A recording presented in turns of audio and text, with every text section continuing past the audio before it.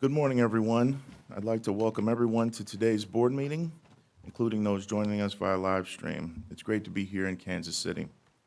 To begin our meeting today, I'd like to ask Curator Holbrook to lead us in the Pledge of Allegiance. You all stand, please.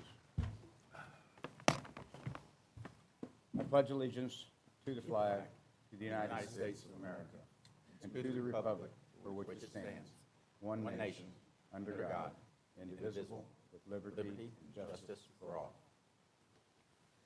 Thank you, Curator Holbrook. And thank you, Chancellor Agrawal, for hosting us today. It's great to always see this beautiful campus and see all the wonderful people hosting us today. Okay, we'll start the meeting off with the board chair's report. Okay, so good morning. I want to thank Chancellor Agrawal again for hosting our session today. This is our first board meeting since the start of the 2022-23 school year. It's been great to see our campuses also alive with our students. As I have done all year, I'm going to continue highlighting professors who provide valuable opportunities and learning experiences for their students. First, I'd like to recognize Dr. Masood Chowdhury, a professor within the School of Science and Engineering here at UMKC. Dr. Chowdhury focuses on interconnected technologies and how certain materials can generate and store energy. His research has received $1.2 million in funding from the National Science Foundation and supports doctoral candidates Maroof Khan, who is pursuing a PhD in computer science and electrical engineering. From Mizzou, I'd like to recognize Dr. Shi-Ren Xu. Dr. Xu is a Paul K. and Diane Shoemaker professor and serves as the director of the MU Institute for Data Science and Informatics. His expertise is in data science, specifically biomedical and geospatial informatics, quantum computing, and artificial intelligence. Dr. Xu's research has garnered nearly $10 million in grants from various agencies, including the National Science Foundation, National Geospatial Intelligence Agency, state and federal departments of labor, and the National Institutes of Health. He also represents Mizzou on the Southeast Conference Artificial Intelligence Curriculum Consortium. The students Dr. Xu's research supports are Sam Spell, a computer science and mathematics student, and two doctoral candidates in informatics, Aaron Talon and William Baskett. From Missouri S&T, we have Dr. Casey Canfield. Dr. Canfield is an assistant professor of engineering management and systems engineering in the Coomer College of Innovation, Entrepreneurship, and Economic Development. Dr. Canfield's research focuses on identifying the human component of complex systems to improve decision-making, especially in regard to energy, governance, and healthcare, and in transitioning to new and emerging technologies. She has received funding from the National Science Foundation, US Ignite, the Solar Foundation, and the Missouri Department of Transportation, among others. Her research allows support for Julia Morgan, an engineering management and systems engineering student, doctoral candidates Alex Price, Ankit Agrawal, and Harry Subramanian. Dr. Javier Valentin Civico was also one of Dr. Canfield's supported students, but went on to be the first student out of the Coomer College to make a PhD defense, working closely with Dr. Canfield. He actually presented his defense on the Coomer College's opening day. Dr. Valentin Civico has since been offered and accepted a faculty position at S&T, where he'll be able to give back as a mentor for new and up-and-coming students. And rounding out my presentation today is Dr. Sam Wong from UMSL. Dr. Wong is an E. Desmond Lee Professor of Plant Science in the College of Arts and Sciences. Dr. Wong's research hones in on signal processes that regulate plant growth, development, and stress responses. That research has earned grants from the National Institute of Food and Agriculture, USDA, the National Institute of General Medical Sciences, and the National Science Foundation. His research supports Shibin Yao, a professor, a doctoral candidate pursuing biology. There's no better time than to start the semester to celebrate all the opportunities our students have by connecting with their faculty mentors. I look forward to seeing what these students go on to achieve under the guidance of these great educators and getting to share their successes with all of you. This concludes my report, and thank you. Okay, President Choi, I will turn it over to you for your president's report. Thank you, Chair Chapman. As part of my presentation, I'll begin with items of student success. And as you can see from this group of outstanding students, our students are making an impact, whether they are undergraduate students or graduate students throughout our 4 universities. I do want to highlight Salome Wilfred, who is the last doctoral student of Provost Jenny Lundgren from UMKC. We also have Elizabeth Tarbox, and she is the latest winner of the Pat Tillman Foundation Scholarship honoring veteran students.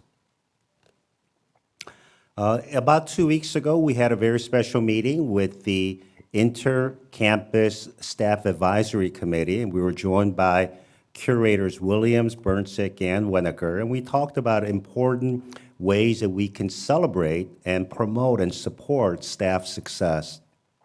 During the past year, throughout the 4 universities and MU Healthcare, more than 1,400 staff members were hired, and it's very important for us to ensure that they have a path for professional development while they are part of our universities.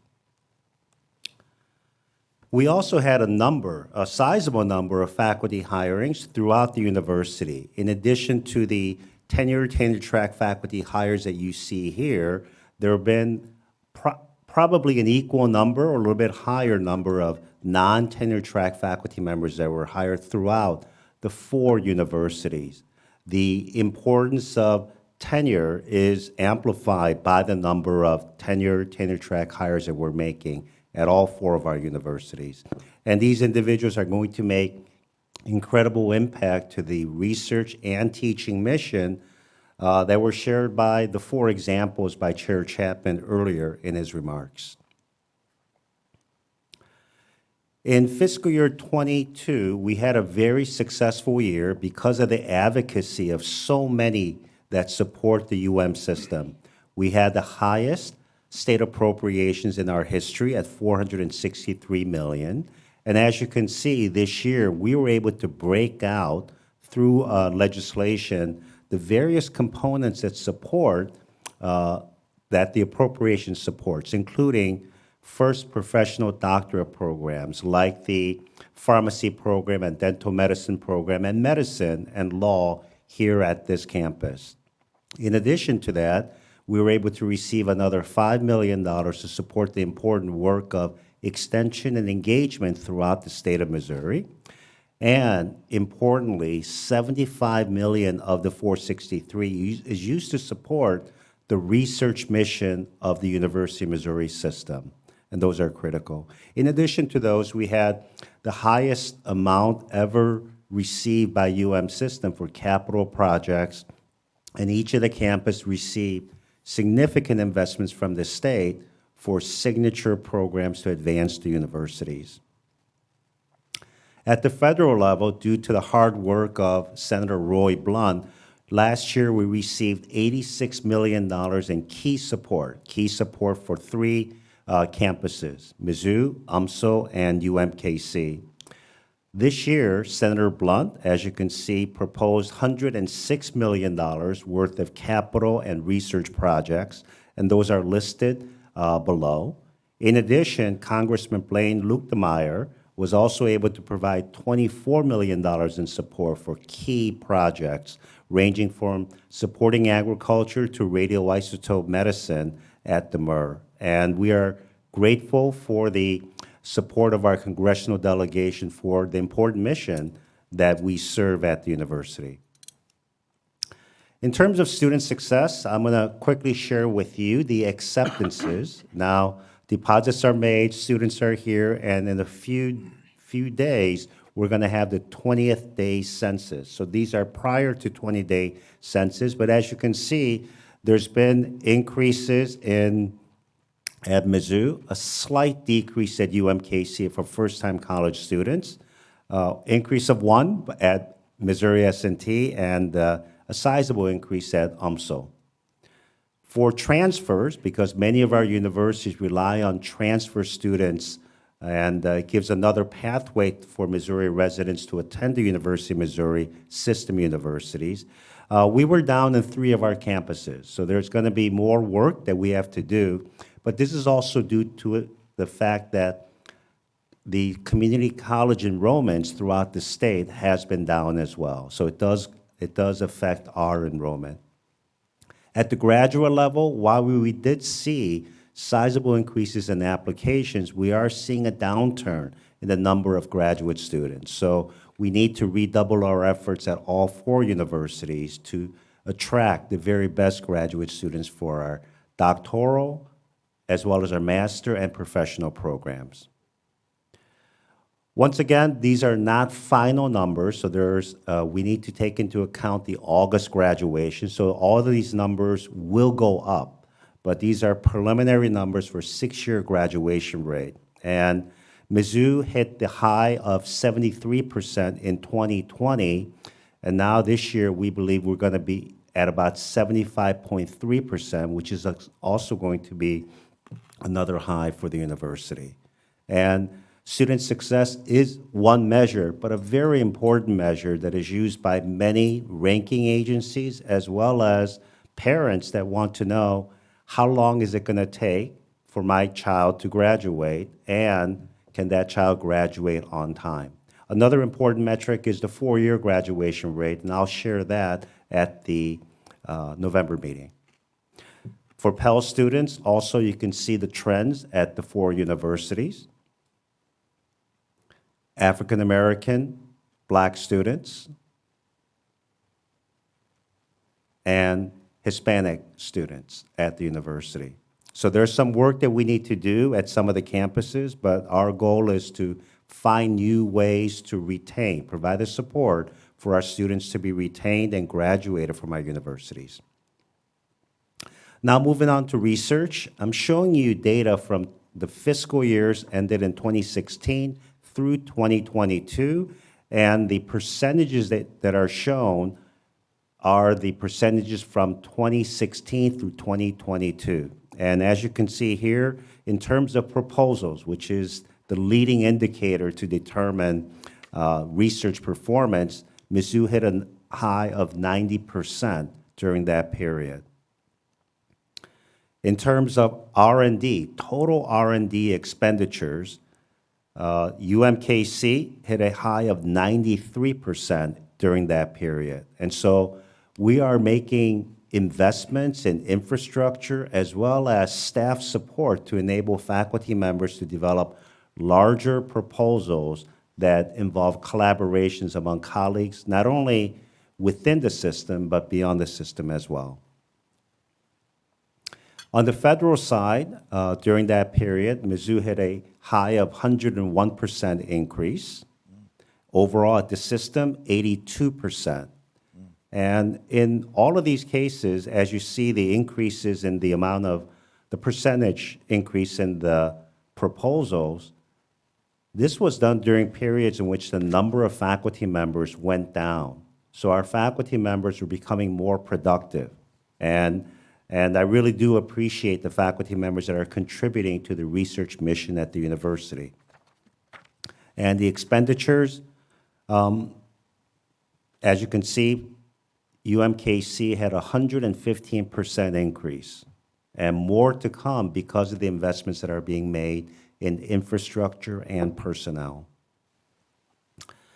The board has always asked me to focus on the AAU metrics, especially regarding the expenditures. Expenditures are one measure of the AAU Phase 1, but it's an important metric because all the other metrics of citations, national awards, national academy memberships, as well as PhD, postdoctoral student numbers, all correlate with the research expenditures. So the Phase 1 expenditures have increased 39% from 2016, but we need to redouble our efforts because it's important for us to capture more proposals, especially during a period when we have so many federal funding opportunities opening up at NIH, NSF, and DOE. On the Phase 2, we've seen an increase of 78%, and this is USDA, primarily USDA projects, as well as state and industry support. And so we've seen sizable growth, but we need to redouble our efforts to continue to make an impact in AAU Phase 1 and Phase 2. Some of the major grants that contribute to the numbers that you see, each of those bars that you saw in the comparison really is due to the hard work of our faculty members that are contributing. Here at UMKC, Dr. Farid Knight Abdesalam from Science and Engineering received an NRT, which is one of the most prestigious graduate fellowship program, and he is going to use artificial intelligence to sense and to provide treatment for those suffering from substance abuse. At UMSL, our dean, Roxanne Vandermals, received the $2.5 million to help support the Advanced Nursing Simulation Center so that they can use simulation to expand the cohort of nursing students that are trained at UMSL. And at Mizzou, Professor Laura Zangori is using a very innovative platform of using building design as a vehicle to better teach science education at the K through 12 level. So instead of just using textbook examples, using real hands-on experience. So this is actually taking the Mizzou method down to the K through 12 level, and we're very, very proud of this type of work because it enables greater student success when these students attend college. Last but not least, Dr. Philip Whitefield from Missouri S&T is working on advanced technologies to better understand emission control from combustors. And this has wide-ranging impact related to health effects as well as environmental effects. In terms of philanthropy, these are the first few months of this current fiscal year, and you can see that Missouri S&T has had a sizable increase. There's been some increase at Mizzou, a slight reduction at both UMSL and UMKC, but it is earlier in the year, but we observe these numbers very carefully and to work with colleges as well as departments to increase the fundraising, which helps to support our mission at the university. On this slide, you see some of the new leaders throughout the leadership team, and I think a few of them are here, including Kristen Smar, who's going to serve as the interim Vice Chancellor for Marketing Communications at Mizzou and at the system level. And are any of the UMKC leaders here today? If you are, please stand. And you are Dr. Tamara Falcone? Yes, Dean of Humanities and Social Sciences. Well, welcome. Welcome to the university. Last but not least, we want to say farewell to Farwell. And she is moving on to University of North Carolina, that little university in the Research Triangle area. But Cameron has done incredibly important work for the university at Mizzou, but also throughout the system. And we're going to miss her. But we also know that UNC is going to be stronger because of her leadership role there. So Cameron, farewell, and we hope to see you soon. Thank you.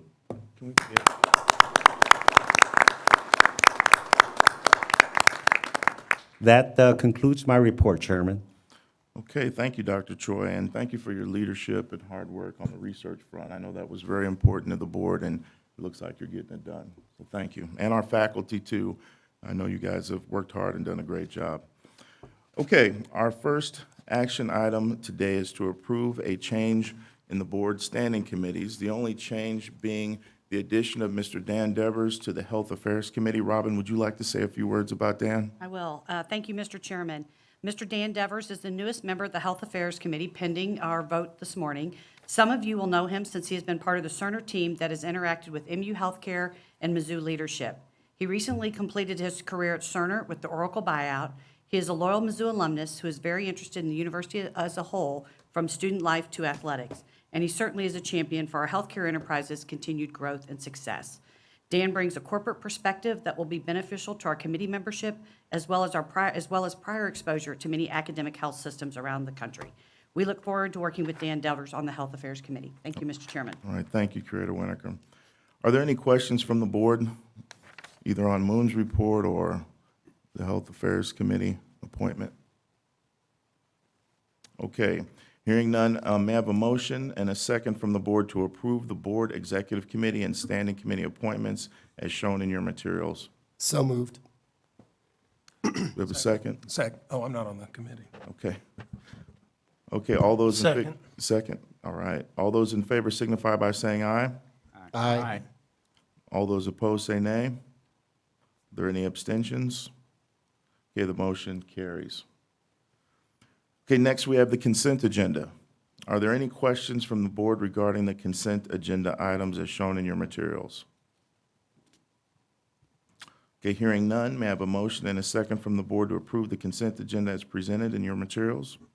So moved. Second. Okay, we have a motion and a second. Any discussion? Okay, hearing none, all those in favor signify by saying aye. Aye. All those opposed say nay. Do we have any abstentions? Okay, the motion carries. Okay, Curator Hobrock, I now turn it over to you for the Finance Committee meeting. Thank you, Curator Chapman. Good morning. The Finance Committee has one information.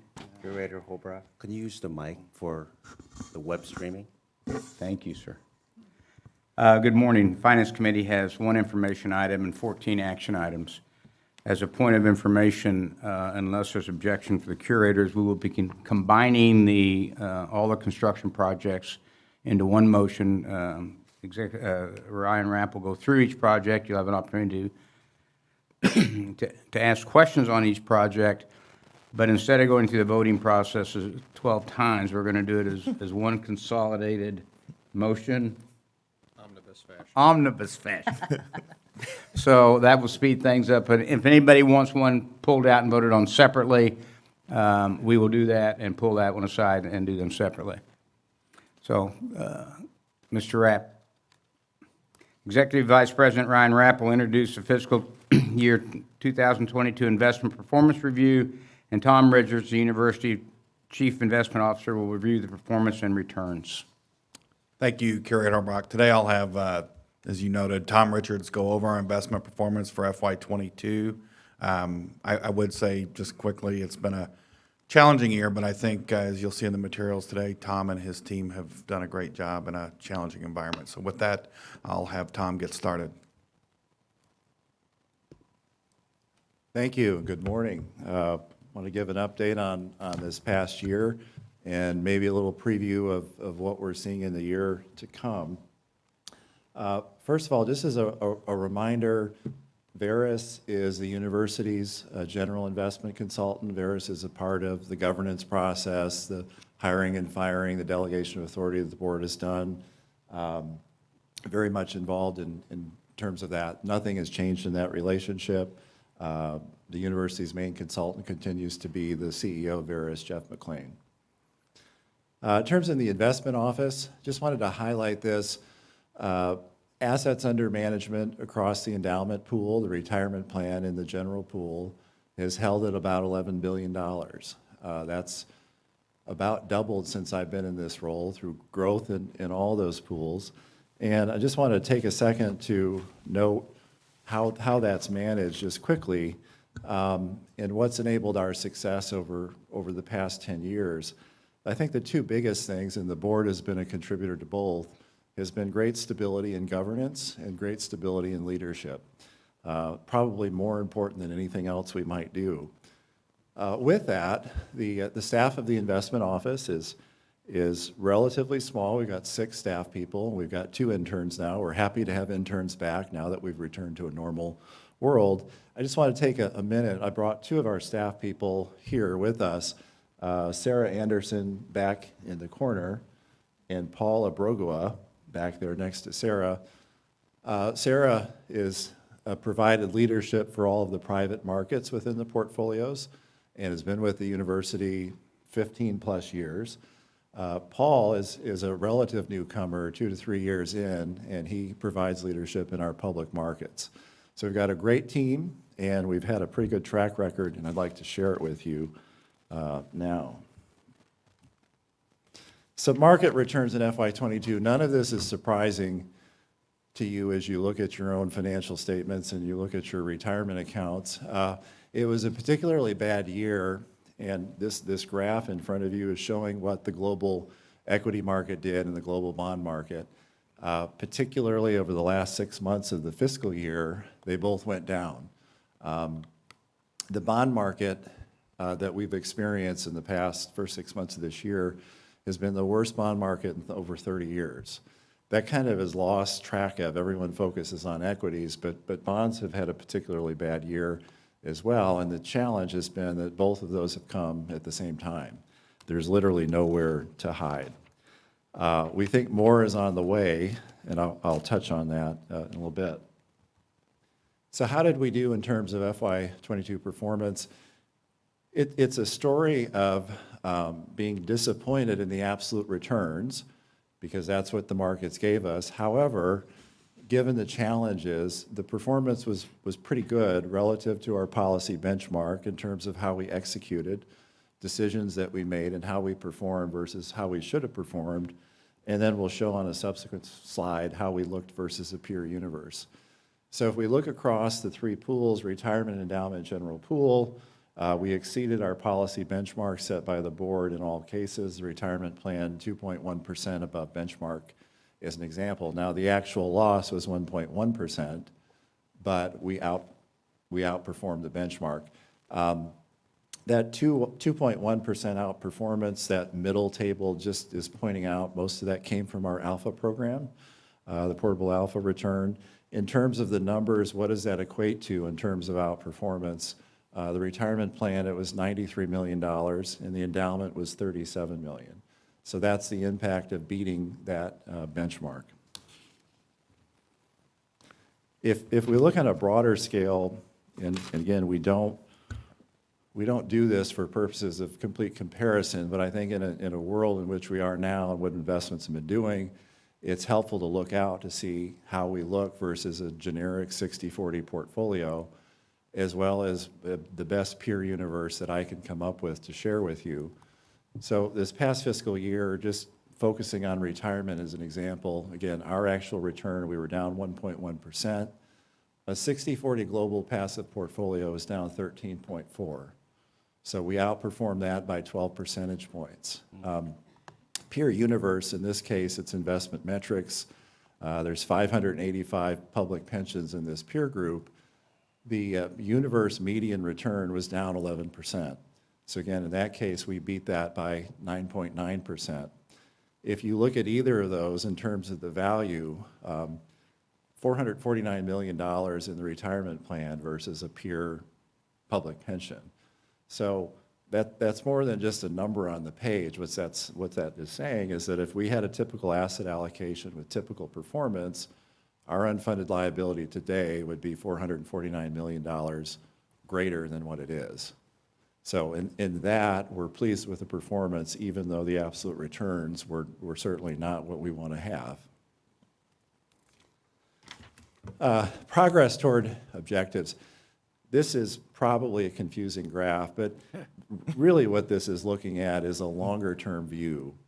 The green line in the middle is the expected return of the retirement plan in this case, and the red line is just our cumulative performance. The blue lines around there, the inner blue lines are the first standard deviation and then the second standard deviation. All of this is saying is that the only thing you can guarantee when you're modeling out returns is that you're not going to get what you're projecting. There's a wide range, and this is just illustrating since September of 2017 how our performance has kind of turned out versus what we would have expected. So you can see that the time above the green line last year, the fiscal year, was great, had a great return. This year, not so great. If we combine the 2 years together, so we look at a 2-year return, just as an example for the retirement plan, we're up 12.8%, which is above that expected line in green. Same thing on endowment, I'll skip over that. So activity. This is worth pointing out just to kind of stress, what do we do? I mean, this is more than an investment pool. This is something that obviously has impact in the universities. In FY22, we paid out $292 million in retirement benefits to retirees across the state and across the country. We've got roughly 32,000 participants in our defined benefit plan, and we manage their savings, if you will. On the endowment side, paid out $174 million in distributions to the universities, fund scholarships, faculty positions, research, and continues to grow. So it's a great story in terms of the value that these pools provide to the university. The general pool, not up here, but the general pool contributes to strategic dividend, which is of use for the campuses, again, for research, capital investment, et cetera. And so one-year returns, again, not a surprise. Public equities had the worst performance across the board, down 20%.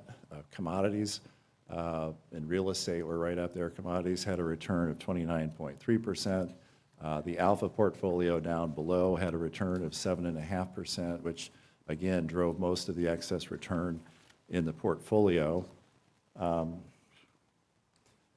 This next summary,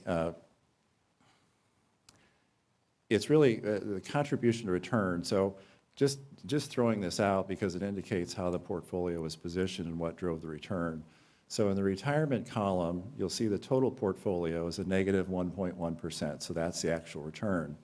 The different components of that are above, so that all the lines above add up together to a negative 1.1%. So of the total return, our commodities allocation, which was a big tactical overweight during the year, returned 2.7% of that 1.1. Public equities were the worst performing, had a drag of 7.5%. You'll notice that private markets, private equity, real estate drove big contributions to the portfolio. Many of you are aware of the issues in private markets and the delays of the valuations being marked to market. We should expect those private market investments to continue to be written down over the quarters to come. That should be expected. Tom, I've got a question. Do you mind if I jump? Could Yeah. you go back a couple slides, please? So obviously, private debt, the returns are very, very strong. But I guess I'd like an example because, like if you're Apple, right? You don't use private debt, you go to the market and you get very cheap rates. So what kind of companies? I would assume those are obviously lower quality companies that are looking for private debt, or can you help me? Sure. I know that's a big world. I'm trying to figure out what slice you're in. I'd say smaller, more middle market companies, and most of the good opportunities in private debt, the things we invest in, are areas where there's a lack of capital, where the banks used to do lending in these particular areas, and because of regulatory changes and bank capital requirements, they're no longer lending in the space. So you can have great businesses, great companies, but they no longer have access to that which used to run those businesses. One example would be, we've got a fairly decent investment in a fund that does ship lending. So if you think about just ships globally, paying for ships, that's been a very lucrative business. That's an area that used to be dominated by the big global banks, and they got out of that business. So the need is still there. So if you're willing to provide capital, you're paid a pretty good return. Thank you. Is that, okay. Okay, so longer term returns, again, this is what we really should always focus on, is the longer term, because we'll have great years like last year, we'll have challenging years like this year. On a 10-year basis, the retirement plan is up 7.9% compared to its benchmark of 7.5, and the endowment pool is up 8.6 compared to the benchmark of 8.1. So things are going well from a longer term perspective. The general pool, I mentioned, this was a very unusual year where the return of the general pool was lower than the return of the retirement in the endowment pool, which would almost never happen. So why is that the case? Well, the general pool is dominated by fixed income, right? Fixed income had its worst year in over 30 years. So we've been doing some reconfiguration within the general pool. We've moved a lot of assets to cash, which ordinarily sounds strange, but with where treasury yields are going, it's very attractive right now. Lots of liquidity, lots of income. We may come back to the board later this year and talk about extending the portable alpha program to the general pool as another diversifying source of return, but definitely challenging anything having to do with fixed income. So the guidance, we always try to end with this to give a view of where we think the retirement plan will end up. Just as a reminder, for actuarial purposes, the retirement plan, the defined benefit plan year end is September 30th. And our targeted return now, based on the most recent board action, is 7%. So through the 10 months through July 31st, we were about flat. July was a particularly good month, up about 3%. My best guess on August so far is that we could be down 2 to 3%. And then September, we'll have to see what happens. So I would suspect that for actuarial purposes, the retirement plan is probably best case scenario flat, probably down 2 to 3% is my initial thought. In terms of what we're thinking about or what we're concerned about going forward, we feel, and we've positioned the portfolios pretty conservatively right now, we feel that there's still more challenge to come in the markets, that the markets have not quite priced in what the Fed has basically said it's going to do. Inflation is not going to go away, and it's going to take some time to adapt. And so our mindset right now is that a good outcome in the near term is to not lose money. And so again, we're being careful about where we're investing. We're de-risking portfolios where we can, and we just want to kind of hold our own until we break through this current cycle, and then we think the opportunities will go up so significantly after there's been some distress in markets. So happy to answer any questions if you have any, but appreciate the time this morning. Are there any questions for Tom? I've got one, Curator Holbrook. Yes. So Tom, you mentioned a strategic dividend. Can you tell me how much that is annually and how it's dispersed to the campuses, if it's utilized by the campuses? Ryan, do you want to address that? Yes, Curator Chapman, that is, so actually, we'll bring the use forward to you to consider for approval today. The minimum amount that we kind of guarantee through the general pool is $15 million. And obviously, given the returns this year, it will be $15 million. Last year, it was approximately $60 million.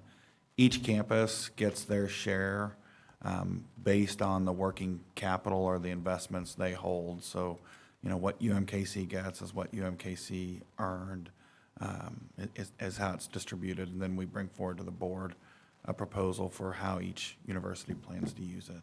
Understood. Thank you, Ryan and Tom. Any further questions for Tom? Tom, thank you very, very much. Thank you. With no further questions, we'll move on to the action items. And the first action item for the Finance Committee is the fiscal year 2023 strategic dividend distribution to all the campuses. So, Ryan, please. Thank you, Curator Holbrook. So just as I just discussed, and Tom went over the investment returns, we had a return of, I think, approximately negative 2.8%. At the same time, through the central bank, we have set a floor that would provide a minimum of a $15 million distribution to the 4 universities to use based on their share of the earnings. For MU, it will be largely focused on underwriting Mizzou Forward. S&T is using their proceeds for the Welcome Center. UMKC has some, consistent with last year, some renovations they're wanting to do to their quad area. And then UMSL is tied to the master plan that was presented at the previous board meeting this year. Just to break it down, I think MU is getting approximately $10 million. UMKC and S&T, it's $1.7 million. And then for UMSL, it's a little less than $1.4 million. But I'm happy to answer any questions the board might have regarding the information in your materials. Any question for Ryan on the strategic distribution? Hearing none. Is there a motion from a committee member to approve the distribution as presented? So moved.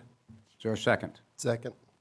Motion has been made and seconded to approve the distributions as presented today. All those in favor signify by saying aye. Aye. Those opposed? Any abstentions? The motion carries.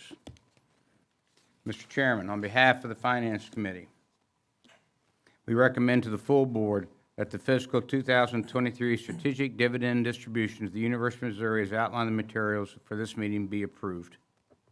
Okay, a motion is made to approve the strategic dividend as stated by Curator Hobrock. Do we have a motion and a second from the full board? So moved. Second. Is there any further discussion? Okay, if none, all those in favor signify by saying aye. Aye. All those opposed say nay. Do we have any abstentions? Okay, the motion carries. Okay, I'll turn it back over to you, Curator Hobrock. Thank you, Curator Chapman. Again, I call upon Executive Vice President Ryan Rapp to present the mid-year changes to the 5-year capital plans to be available to answer any questions the committee may have.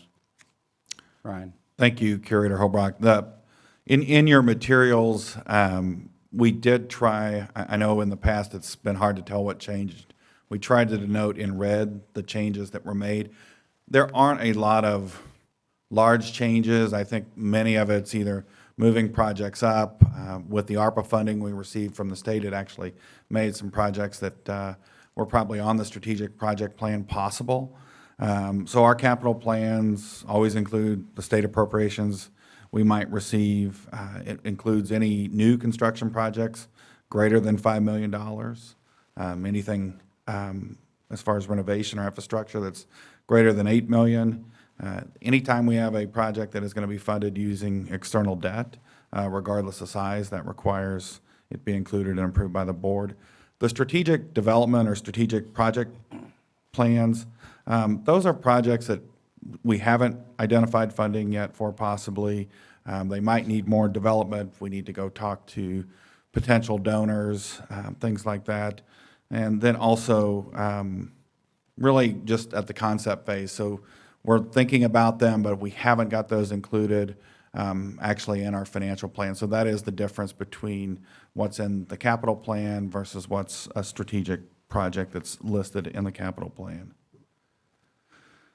For MU, just to highlight some of the changes, we changed some of the funding for the med science building. We'll have $8 million of that funded by the state money that we received this year, and then $12 million of that will be funded by a HRSA grant that we received through the federal appropriation process. The radioisotope facility at Discovery Ridge, which would be grant funded, we've moved that out to FY24.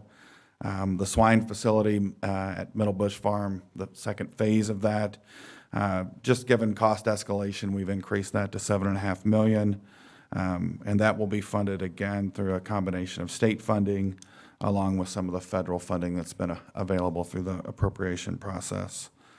We did have some additions, one being as we continue, and I'll comment on how we're trying to improve the overall condition of our buildings at the end of the presentation. With the Mizzou North demolition, given the size of it and it's over that threshold, we will need board approval to move forward with that. Additionally, we have some emerging issues with the Virginia Avenue parking structure that we may need, we're still evaluating it, but we may need to move to do some repairs to that facility, so we're wanting to include that in the plan and also seeking project approval today. Then, as far as the strategic project plan, some of the changes, the medical science building, the distribution system, it was on there. That has actually just been consolidated into the medical science building renovation that we're proposing. We do have 3 new projects that are included, one being the Thompson Center. This would be about a 65,000 gross square foot facility. it would be approximately $66 million, and then $31.5 million would be provided by the state, with the remainder coming from gifts. We've also are exploring an engineering and applied sciences building. Right now, we're estimating it to be approximately $150 million, and it would be funded through a combination of state support, donor support, and federal funds. The last one is really an infrastructure upgrade, and it is looking at adding a new interconnection. We're currently, when we're at peak capacity, we don't have redundant power available to us. So I think we're we're forecasted to be at 50 megawatts by 2028. Our current capacity is 40 to provide redundant power. So this is really something we'll be working with the city and others on, but wanted to get this included in the plan.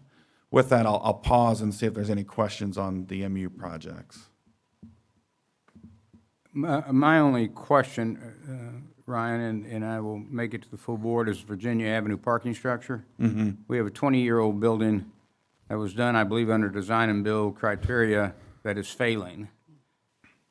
I'm assuming somebody is talking to the design engineers on this thing. Yeah, we've engaged, I think it's SEA as the engineers, to look at the building, and I'd be happy to share with the board when we get those reports more information. They're currently monitoring it, but we can provide that information. Yeah, I mean, I'm not an engineer, but it sounds like a soils problem, and I would hope we have some sort of recourse back on the design of this building. Yeah, I think it's too early for us to understand what's possible there, but I think the primary reason for us wanting to include it in the plan and then even include it for project approval is more from an operational standpoint. If we do end up having an issue with the building, we want to move quickly on that. That being said, I do want to fully understand what the issues were, and we'll be happy to bring that back to the board as we learn more. I'm not arguing that we shouldn't take action to fix the building. That's not my I know, my overall yeah. concern. Okay, I'll leave it at that. Thank you. Then for MU Healthcare, they've only got 2 projects on the plan.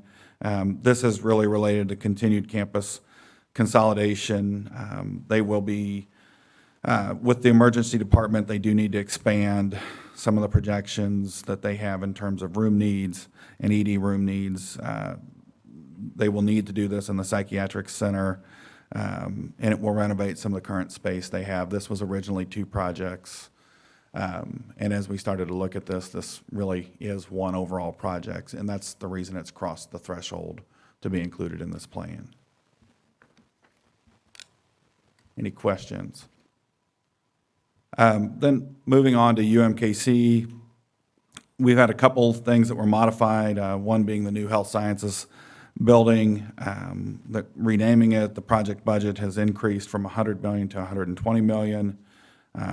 We'll be seeking $80 million in gifts, and the state funding will be $40 million for the building as currently contemplated. The other is some adjustments to the School of Medicine facility that we will be including for project approval today.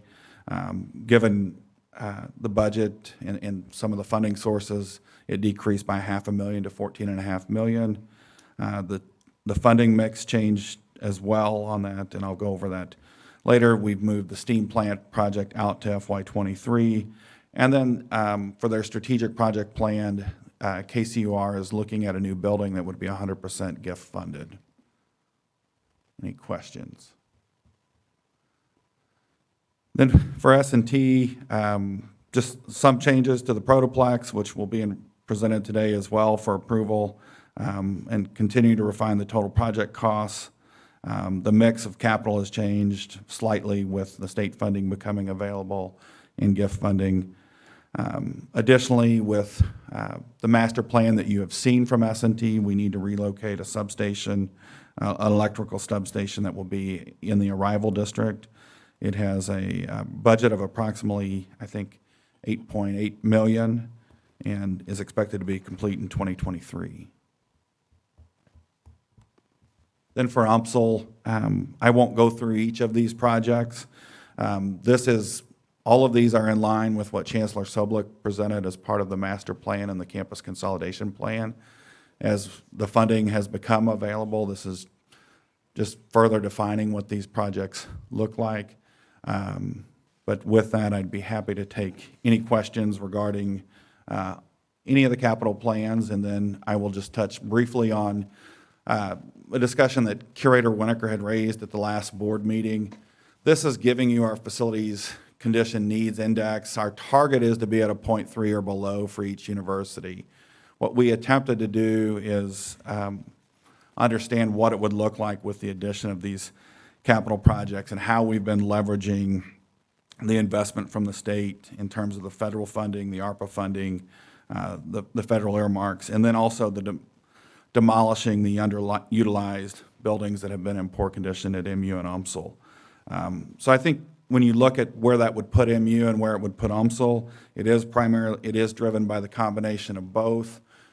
Everyone's is improving. When we look at UMKC and S&T, it's being reduced primarily by increasing their square footage and constructing new buildings. So we're adding buildings that start with an FCNI of 0. This spring, when we bring the capital plans back to the board for approval, we would like to start to discuss how we're utilizing square footage and looking at our square footage policies. But I do think we've continued to make improvements in this space, but I don't want the board to get the sense that we're done either. There's more work to do in this, but we are seeing improvement. Any questions? Are there any other questions for Ryan? Seeing none.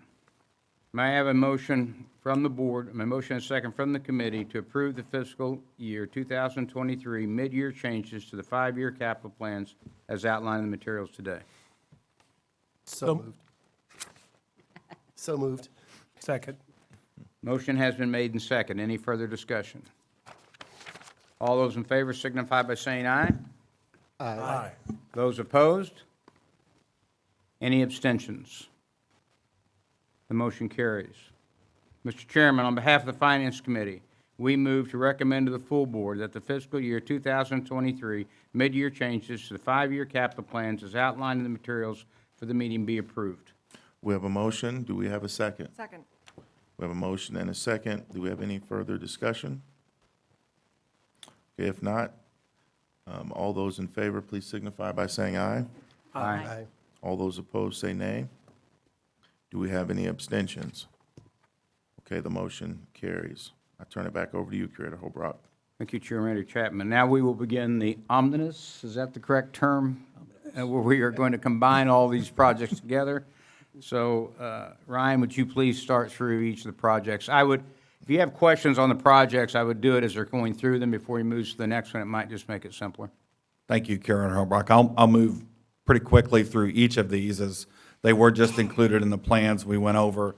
I do want to say many of the projects that you're seeing today either are being directly funded by the ARPA funding we're receiving from the state or the federal appropriations. But even if they're not being directly funded, both the federal money we're receiving and the state money we're receiving are one of the key enablers of all of these projects being forward. So we are very grateful, as the president noted, for the support we've received from the state and from our federal government for these projects.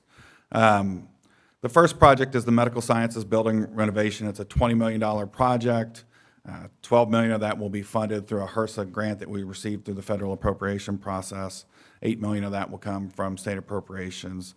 This is a building that is in need of renovation. I don't know if you've toured it, but if you do tour it, it would be quite obvious why we need the renovation, and it's a key part of building our research infrastructure related to Mizzou forward. The next, any questions? The next project is a $10 million project, and it is for the demolition of Mizzou North, or formerly known as the old Ellis facility as you drive along I-70 when you come into Columbia. Any questions? The next project is the Virginia Avenue parking structure repair. We will be sure before we move forward with anything that we do bring back to the board any information that we get on exactly why this happened and who's responsible. This is something that we're estimating to be 16 million, and we would fund that through a combination of internal loans that would be paid back through parking and $2 million that parking has set aside for repairs to the parking garages. Any questions? Yes, Ron, I have one. We built this building originally in design and build construction, and we're proposing to go back with design and build to fix it. My question is why? So the reason that we're proposing, I think we're actually proposing construction manager at risk. The largest reason for that is we want to be able to expedite the construction process. So we want the garage closed for as little time as possible, and want some flexibility in terms of what we might find out. And we believe that CMR provides that to us. So if we can have someone on board through CMR, we can start construction whenever we need to, even if we're still in design and need to minimize the amount of time it's closed. And I'm assuming, is the garage still open today, or we? It is still open today, and the garage is monitored on a weekly basis. So there's nothing, there's no immediate concerns. We're just trying to make sure that we're proactive in repairing the garage. And if we were to become concerned with that, we would shut the garage down. Okay, thank you.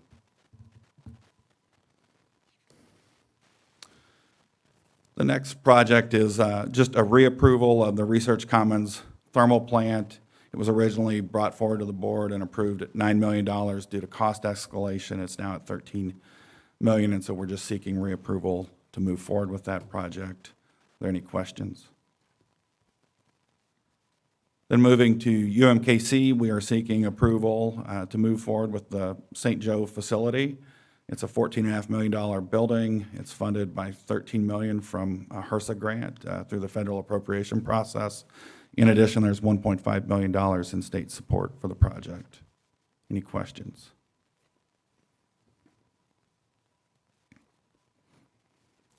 Then the next project is for Missouri S&T. I think most of you are intimately familiar with this. It's the Protoplex project.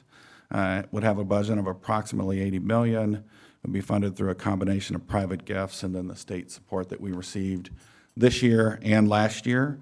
The delivery method is proposed to be construction manager at risk, largely due to the size of the project and complexity in relation to other projects that UMKC has completed. But are there any questions? All right. The next I'll just touched on quickly was the substation relocation project for the Arrival District. This will be funded through the state money that was available from the ARPA program. Any questions? And then our last several projects relate to UMSL and the campus consolidation master plan they have underway. The first is related to the College of Education and the quad area. It's really wanting to consolidate that. It would be a $21.8 million project. It would consist of $11.5 million from the state through the ARPA funding, and then the campus would be providing approximately $10.2 million to fund the project. The next project is the Thomas Jefferson Library renovation. This would be funded through being a project of approximately $11.4 million. 3.3 of that would come from gifts. 3.9 would come from the state funding that was provided this year, and then the campus would provide the remainder with an additional $1 million coming from an outside foundation.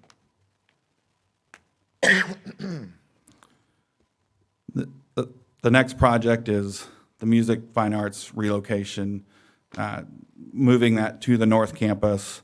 Funding for this project would be $12.1 million. 6.4 of that would come from the state, and then the campus would be providing the remainder of approximately $5.7 million. The next project is for UMSL as well. They're seeking approval to consolidate optometry and the Honors College into one building. This would be approximately a $16 million project, with 8.4 of that coming from the state and 7.5 coming from the campus. And the final project would be a welcome and alumni center that UMSL would look to build. It'd be about approximately a $14 million project, and it would have 4.2 from the state, 3.4 from the campus, and then 6.5 million from gifts. I would note, I think when you look at UMSL, I would look at that in totality.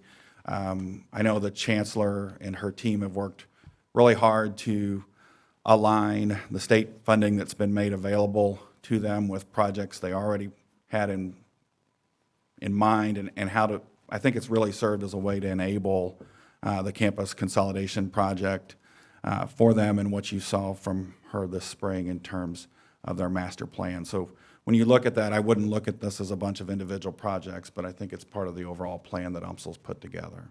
Happy to answer any questions. Anybody have any additional questions? I only have one comment, Ryan, and that is the use of construction manager risk. You know my feeling about that. I think most of this board knows how I feel about that. And I just think we use it too much. I just think we need to plan better and get it done. And I would, I think we've definitely listened to that of, I think, well, only 2 of the projects today are construction manager at risk, and when you came onto the board, it was something we were using quite often, and so, I think we have established that design, bid, build is our preferred delivery method and all, but 2 of the projects today will be delivered design, bid, build. So certainly, I'm not going to disagree with you that we can get the most for our money in terms of design, bid, build. This statement's not directed at you, it's directed across the entire campus community that at least one of the curators is concerned about that. Yep. Any other questions for Ryan? Hearing none. May I have a motion and a second from the committee to approve medical science building renovations at MU, Mizzou North demolition MU, Virginia Avenue parking structure repairs MU, Research Commons thermal plant MU, School of Medicine St. Joe facility UMKC, Phase 2 Missouri University School of Technology of the Protoplex, substation relocation to the University of Missouri Science and Technology, College of Education moved to the quad at UMSL, Thomas Jefferson Library renovation at UMSL, Music and Fine Arts renovation to Arts and Administration Building, North Campus, UMSL, Optometry and Honors College consolidation at UMSL, and the Welcome Center at UMSL. Do I have a motion for approval? So moved. Second? Second? The motion has been made and seconded. All those in favor signify by saying aye. Aye. Those opposed? Any abstentions? The motion carries. Mr. Chairman, on behalf of the Finance Committee, we move to recommend to the full board these 11 projects be approval as one project and one project to be reapproved and presented to the board and outlined in this meeting materials. Thank you, Curator Hobrock. We have a motion on the floor. Do we have a second? Second. We have a motion and a second. Any further discussion? I'd just like to note that this is a significant project list, and we're grateful that we have the opportunity to do it. Any further discussion? Thank you, Curator Graves, for that. Okay, we will vote. All those in favor signify by saying aye. Aye. All those opposed say nay. Do we have any abstentions? Okay, the motion carries. Thank you, Curator Hobrock. Do you have anything else? Curator Chapman, this concludes the business of the Finance Committee today. Okay, thank you, Curator Hobrock. Curator Holloway, I now turn it over to you for the Audit, Compliance, and Ethics Committee meeting. Thank you, Chairman Chapman. The Audit, Compliance, and Ethics Committee has one informational item today. Michelle Peranio, who is our Chief Audit and Compliance Officer, will give us a presentation on this one item, and that is the Ethics and Quarterly Report, the Audit, Compliance, and Ethics Quarterly Report. Michelle will review the activity, and then if we have questions later, she'll be anxious to answer them. Thank you, Curator Holloway. This first slide summarizes the internal audit activity since our last meeting in June. And currently on our rolling audit plan, we have 32 audits and consulting engagements. 2 audits and 1 consulting engagement have been completed. 4 audits are in process. 6 investigations have been completed, and we are actively working 8 investigations. The consulting project that has been completed is the third-party risk management consulting engagement. This was performed to provide leadership information about what aspects of a third-party risk management program are in place and recommendations for strengthening the management of high-risk vendors throughout the life of the relationship. Third-party risk management is essentially understanding and controlling risks to your organization, data, operations, and finances by parties other than your own company. As more goods and services are outsourced, the ability to manage and continuously monitor third-party risks becomes increasingly important. This engagement confirmed that many risk management activities are occurring at both UM System and MU Healthcare. So this slide illustrates the opportunities for a more formal and cohesive third-party risk management program. By focusing on a third-party risk management program that aligns risk ranking with all subsequent activities so that the highest risk vendors, partners, or acquisitions receive the most scrutiny. And also by linking and integrating the various systems used to store proposals, bids, contracts, justifications, statements of work, questionnaires, and risk assessments. This will facilitate due diligence activities for the higher risk vendors. We also completed the University of Missouri St. Louis College of Business Administration audit. And the objective of this audit was to review travel and expenses, faculty consulting contracts, ensure that they are appropriately managed, gift account transactions are posted according to account guidelines and donor directions, and revenues from the Midwest Digital Marketing Conference are recorded appropriately, and related scholarships are awarded as advertised. So the only concern identified here was that a reconciliation was not being performed by the College of Business between tickets sold by a third-party vendor for the Midwest Digital Marketing Conference and the general ledger.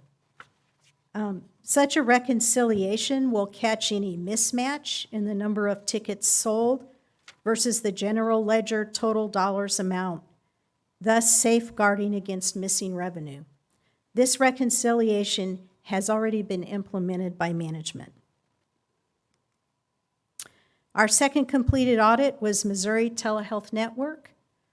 And the Missouri Telehealth Network was established in 1994 with the goal of utilizing telehealth technology to connect rural patients in Missouri with specialty care. Today, the Missouri Telehealth Network activities are directed towards facilitating the adoption of telehealth across the state of Missouri in support of improving disease management and health outcomes. Missouri Telehealth Network is funded through direct state appropriations and the Missouri Managed Medicaid health plans. The objective of this audit were to validate appropriate use of funding and evaluate the potential drivers behind the growing funds account. Testing of nearly 50% of expense transactions resulted in 0 exceptions.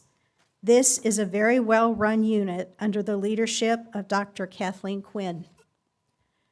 Our review determined that the growing obligated funds account was the result of holding Missouri Telehealth Network to the standard School of Medicine approval procedures for spending and hiring, even though Missouri Telehealth Network is 100% externally funded. Administrative decisions in fiscal year 2020 and 2021 necessary for the financial health of the School of Medicine contributed to the unplanned obligated funds growth.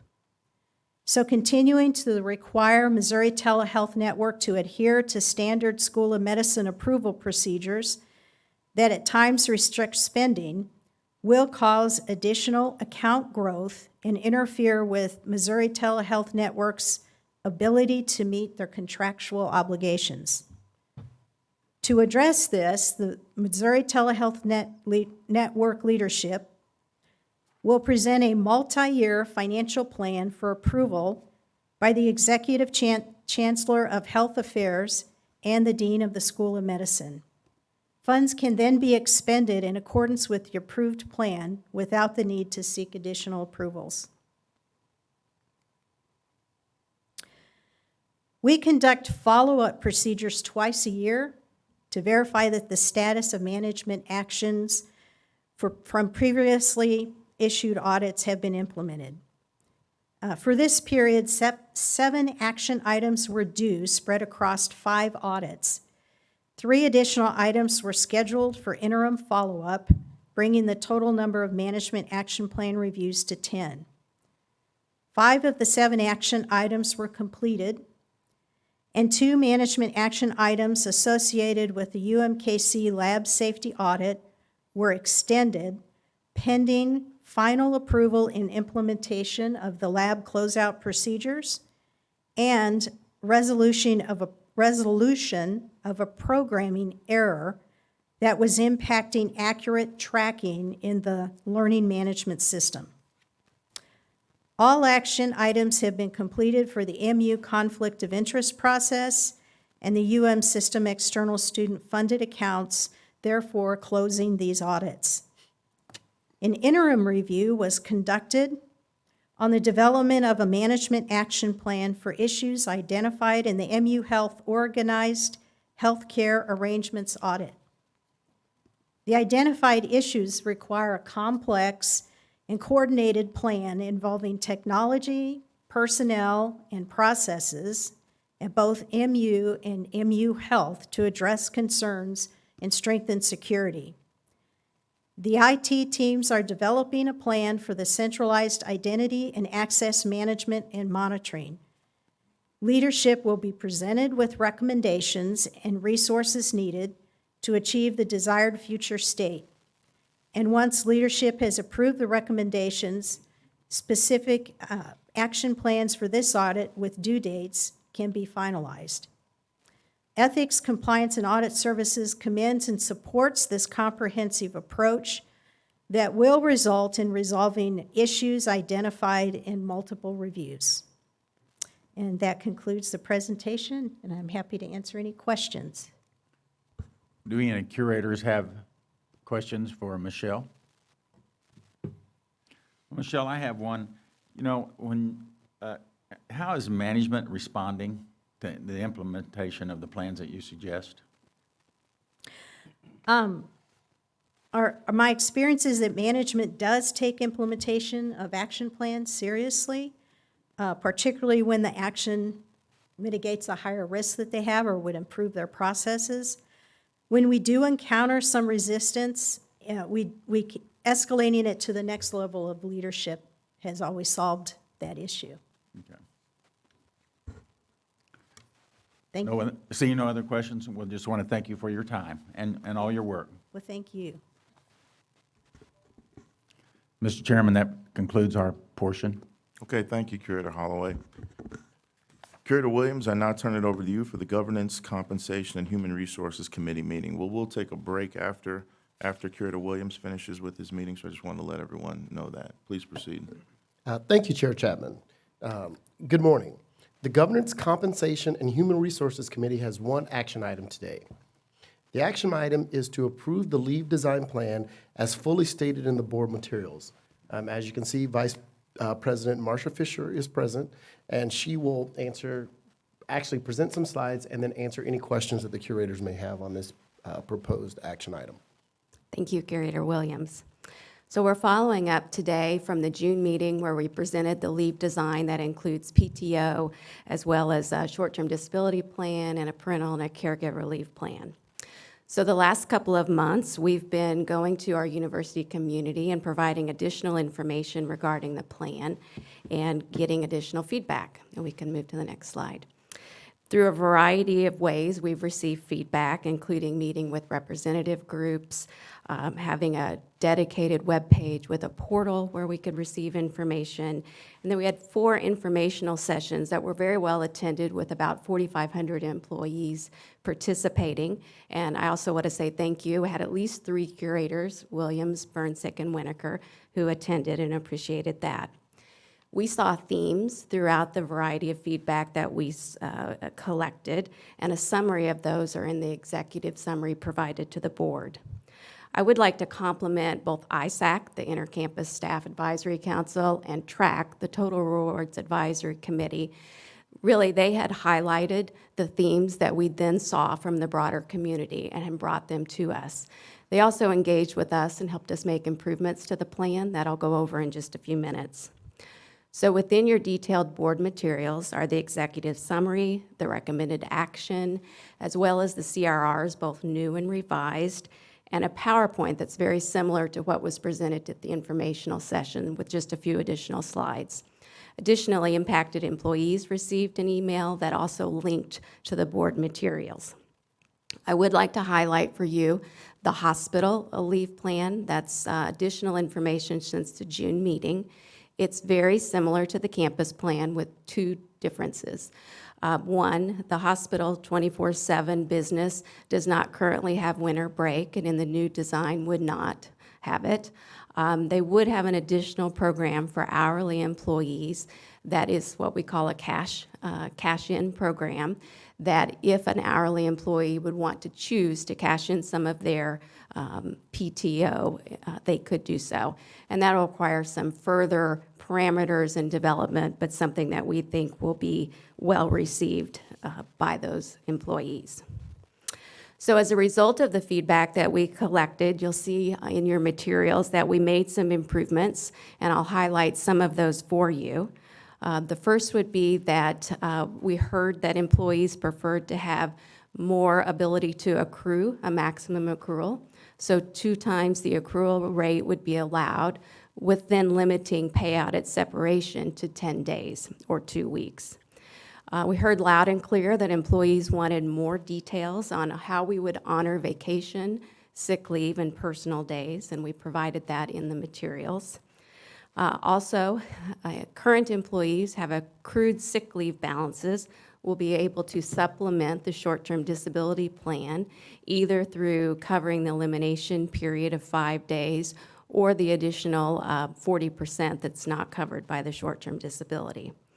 And additionally, current employees with accrued sick leave, if they exhaust PTO and all available leave and should have a sick leave occurrence, they would be able to use that accrued sick leave balance. And also a buy-up option. So an employee paid additional supplemental salary supplementation for the short-term disability. Additionally, after further market evaluation, parental leave is 4 weeks and caregiver leave is 2 weeks. So those are 2 separate programs of 4 weeks and 2 weeks.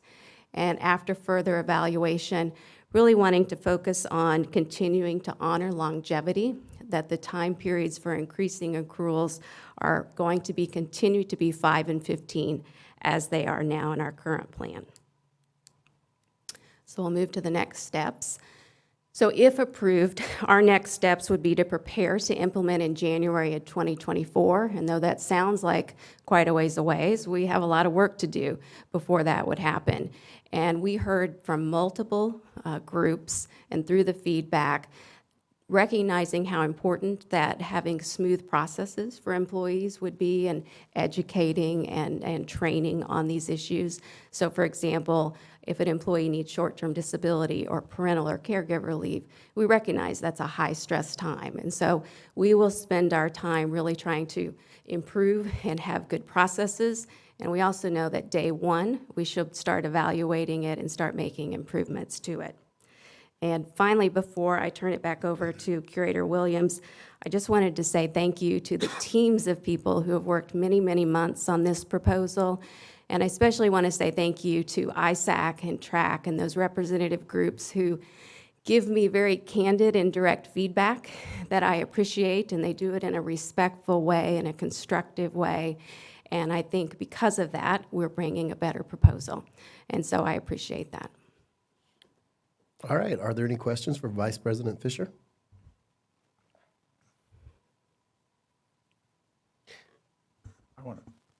I want to thank you for all your work on this and your teams. Thank you. The curators, with Michael's leadership, have been working on this for months.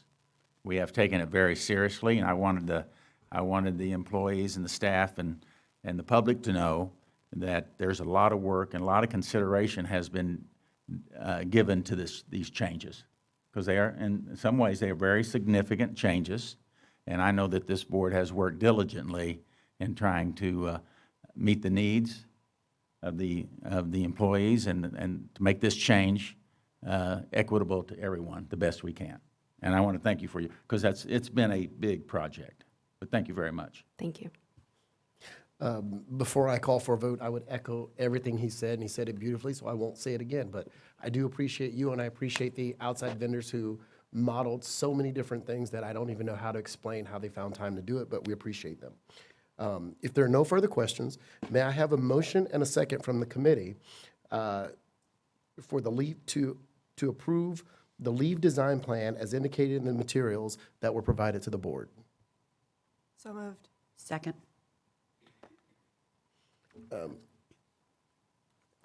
Can we have a voice vote of the committee? All those in favor, say aye. Aye. All opposed? Any abstentions?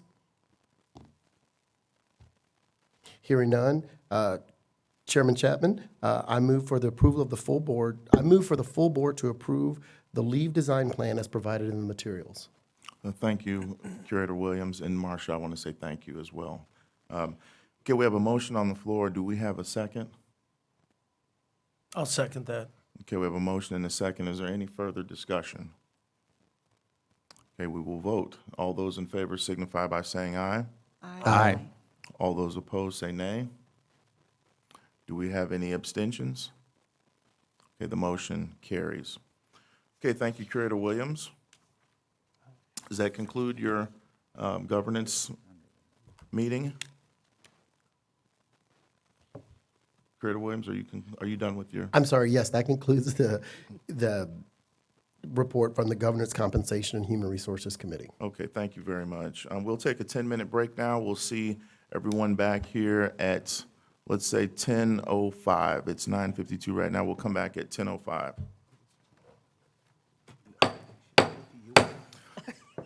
Okay, the board meeting is now back in session. Okay, Curator Graves, I'll now turn it over to you for the Academic Student Affairs, Research, and Economic Development Committee meeting. All right, thank you, Chair. Today, the committee has one informational item and two action items. The informational item is an overview of the annual academic appointments report, followed by a proposal to rename the MU School of Health Professions and a resolution for a closed session of the committee. We'll begin with the informational item. Pursuant to Section 320.070 academic appointments of the collected rules and regulations, the Board of Curators shall receive an annual report detailing academic appointments. Dr. John Middleton, UM Associate Vice President for Academic Affairs and Chief of Staff, is here today to provide an overview of fiscal year 2022. Thank you, Curator Graves. As Curator Graves said, the academic appointments in the collected rules is to be reported annually to the board secretary and then passed on as an information item to the board. This is a slight difference from previous years in that April 2021, the collected rule was revised such that an annual summary report would be given, whereas historically, individual signed acceptances of appointments had to be filed with the secretary of the board. This year, the Vice President for HR prepared the report, which shows the number of hired individuals in faculty appointments across the 4 universities. The totals are then given. If we look at tenure track faculty, we hired 46 faculty, and if we look at non-tenure track faculty, in the fiscal year of 2022, we hired 104 non-tenure track faculty. I'd be happy to take any questions. Any questions from the committee? Or from anybody? John, my question is, and thank you for that report. What makes, is that good or is that bad, or what? Tell us what that information is providing to us as a board.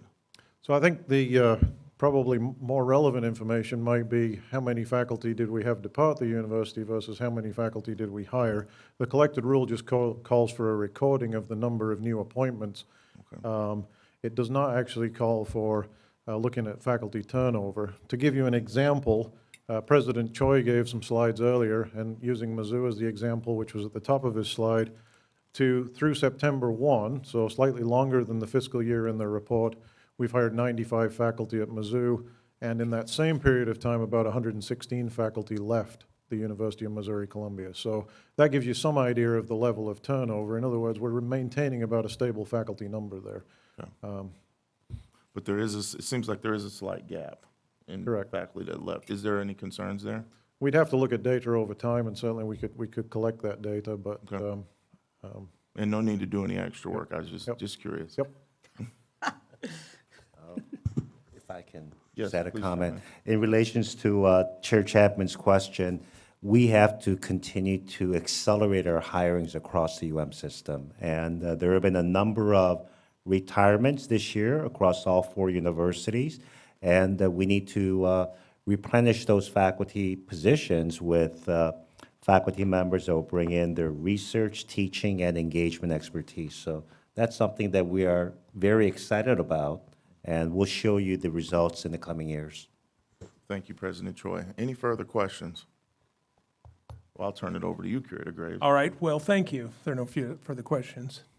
Our next agenda item is a proposal to change the name of the MU School of Health Professions to MU College of Health Sciences. Dr. Stephanie Reed-Arndt, Senior Associate Dean, Interim Public Health Department Chair, and Professor in the School of Health Professions, will discuss the proposal, Doctor. Yes, good morning. So I'm Stephanie Reed-Arndt, and I serve as a Senior Associate Dean in the MU School of Health Professions. I'm standing in for Dean Chris Hagland, who is unable to attend this meeting because he recently received excellent orthopedic care from the Missouri Orthopedic Institute. So thank you, Curator Graves, for inviting me to present our request to change the name of our school. We have been proud to call ourselves the School of Health Professions for over 20 years, but we've outgrown the name. We're requesting to change our name to the College of Health Sciences because it better describes the comprehensive scale and scope of our mission and academic enterprise. So 22 years ago, this board designated the School of Health Professions as an independent academic unit at MU. At that time, the school had only 4 departments and about 550 students. It focused nearly exclusively on teaching undergraduate and graduates in accredited health professions programs. During the past 22 years, we've dramatically increased our size and our portfolio of academic activities. We have a comprehensive set of missions that include education, research, clinical service, and community engagement in collaboration with Extension. The School of Health Professions has grown to include 7 departments and the School of Social Work. We now enroll more than 3,500 students, which ranks us 3rd on the MU campus in terms of student enrollments. We offer 20 academic programs, from bachelor's degrees to doctorates, and a psychology residency program. Furthermore, of our 20 academic programs, 15 are eligible for national accreditation, and all have maintained this. We also continue to experience dramatic growth in research and healthcare services.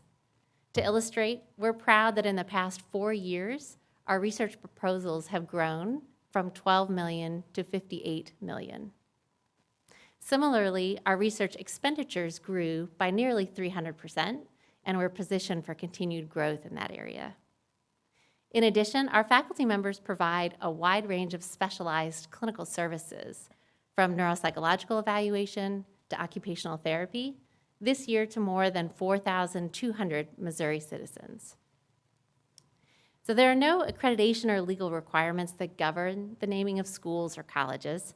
By convention, the term school in higher education often is used to identify a professional academic unit that's aligned with one discipline, like School of Law, School of Dentistry, School of Medicine, School of Nursing.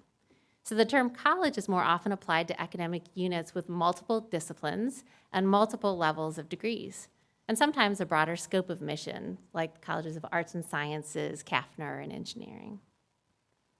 So given the diversity of our academic programs and the multiple levels of degrees, along with our expanded research and clinical services, we believe that the College of Health Sciences is the best name for us now and into the future. So thank you for giving me the opportunity to present this proposal. I'm happy to take any questions that you might have. Any questions? How does this align with the future of healthcare and the workforce needs in the healthcare industry?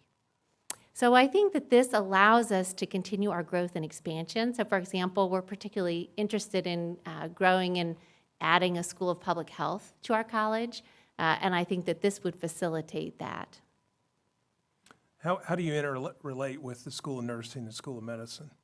So we have close ties. The School of Health Professions, Nursing, and Medicine are all part of MU Healthcare, or the health system within MU Healthcare as well. So we have collaborative programs, both in our academic programs, but even more importantly in our research. So we see lots of opportunities to grow research. We know that interdisciplinary research, particularly in the health sciences, is definitely the current and future way to go. Any other questions? If there's no further discussion, may I have a motion and a second from the committee to recommend approval of the proposal to change the name of MU School of Health Professions to the MU College of Health Sciences? So moved. Second. All right, we have a motion and a second. All those in favor signify by saying aye. Aye. Opposed? Nay? Any abstentions? Okay, the motion carries. Mr. Chairman, on behalf of the Academic, Student Affairs, Research, and Economic Development Committee, I move to recommend to the full board that the proposal to rename the MU School of Health Professions to the MU College of Health Sciences be approved. Thank you, Curator Graves. We have a motion on the floor. Do we have a second? Second. Okay, we have a motion and a second. Any further discussion? All those in favor signify by saying aye. Aye. All those opposed say nay. Do we have any abstentions? Okay, the motion carries. Turn it back over to you, Curator Graves. Okay, our last action item this morning, thank you. Our last action item this morning is for an executive session of the committee. I would like to now entertain a motion and a second from the committee to hold a committee meeting in closed session this afternoon. So moved. Second. We have a motion and a second. Cindy, please call the roll of the committee. Curator Graves, Aye. Curator Hobrock, Aye. Curator Lehman, Aye. Curator Winokur. Aye. Okay. You have all votes in favor. All right, Mr. Chairman, that concludes the public session for the Academic, Student Affairs, Research, and Economic Development Committee. Okay, thank you, Curator Graves. Curator Winokur, I now turn it over to you for the Health Affairs Chair report. Great, thank you so much. Good morning. The Health Affairs Committee met on September 1st. We had 4 information items and 1 action item. Dr. Rick Barron will present a summary of the presentations for us this morning, and from these reports, you will see the continued accomplishments and opportunities from MU Healthcare, the School of Medicine, and NextGen. Dr. Barron. Thank you, Curator Winokur, and thank you, curators. As a proud kangaroo, it's always enjoyable to be back on my alma mater campus. So I'll begin today with a brief update and report from the School of Medicine and NextGen. In the school, we enjoyed the annual ritual that goes along with welcoming new medical students to our program.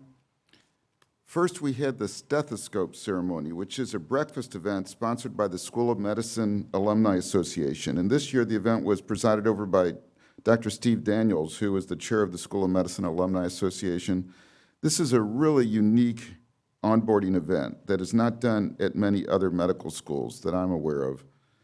The new students are presented with the state-of-the-art stethoscope provided by the Alumni Association. And during my comments, I stressed that, that the stethoscope is a representation of the technical skills that they will gain as a physician.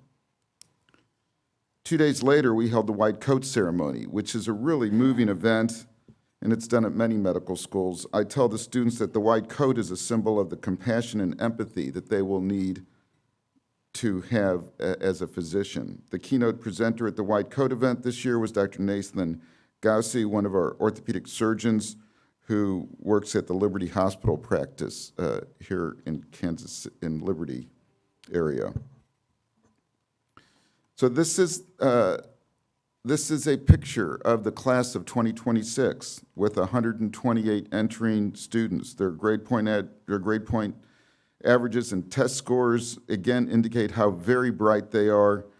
86% of our students are from Missouri, and women far outnumber men, 75 to 53 in the incoming class.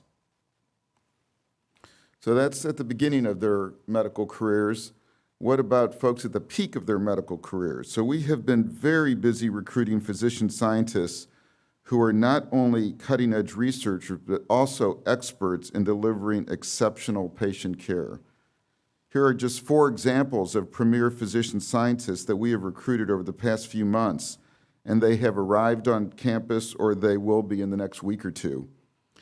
With the arrival of Drs. Chicoine and Dr. Liu, we now have leaders with national reputations in neurosurgery and radiation oncology. Dr. Chicoine came from WashU. Dr. Liu came from Jefferson Medical College in Philadelphia. So the transformation of neurosurgery and radiation oncology to become clinical departments is part of our strategy to make the University of Missouri, our medical school, and the academic health care center comparable to our peers across the nation in these key areas. We continue to be very successful in increasing our research grants in the School of Medicine. And these are grants awarded to our faculty, which then leads to expenditures that drive our research program.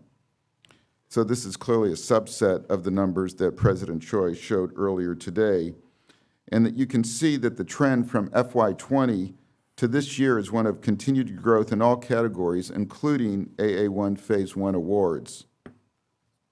The growth is really dramatic, and I believe that in FY23 we will pass the $100 million mark on our awards. So I continue to consolidate the roles of the EVC of Health Affairs and the Dean. I've moved my office to a single office on the 2nd floor of the medical school. We are repurposing the suite that I was using as the EVC suite for new C-suite leaders. And I've now met individually with each chair to discuss in detail their top priorities and challenges that their departments face. And here I am with the chair of radiology, Dr. Tally Altus, in the Next Gen building, where, as you know, she oversees the world-class Siemens Imaging Center.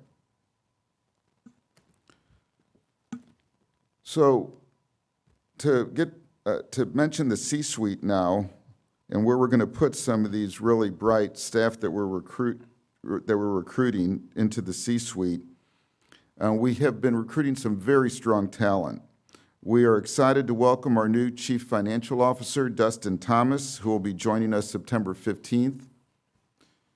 And we are also welcoming Dr. Matt Friedrichsen England, who will be our new Chief of Compliance Officer, and Matt starts on October 10th and comes to us from the Billings Clinic healthcare system in Montana. We have searches underway for the Chief Marketing and Communications Officer for MU Healthcare and School of Medicine and for a Chief Quality Officer. And we have announced the formation of a search committee for the MU Healthcare CEO. So I just wanted to spend a minute on talking about the clinical aspect that physicians do and away from the research component. So we're not only recruiting outstanding scientists, but we continue to hire exceptional clinicians in multiple clinical specialties. This slide is just a snapshot of 8 such hires from over 50 who have been hired just in the last few months over the summer. Every week in my new dean role, I lead a committee that approves new hires. For each of these, we discuss why they're needed and what their financial pro formas. The information is provided by the chairs of the departments, and with the dean's office assistants, we help them on the financial expectations. We also review at this weekly committee all nurse practitioner and physician assistants that we're hiring into the healthcare system. So these clinicians really bring a wealth of experience to our outstanding health system, and I'm just extremely excited to see these new faces that will be great additions to our clinical service line and our faculty. The clinical campus integration continues, and I'm very pleased to announce that we have opened this new pediatric emergency entrance on the west side of University Hospital to better meet the needs of our youngest patients and their families. The new pediatric ER entrance has a very kid-friendly feel, and we believe this will definitely improve both patient and parent experience when visiting our emergency department.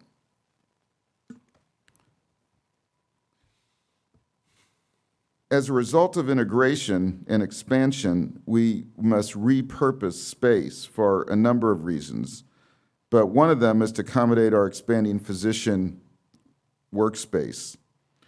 We are moving physicians' offices from our Keene Street facilities into Lattice Health Sciences Library and Pershing Hall.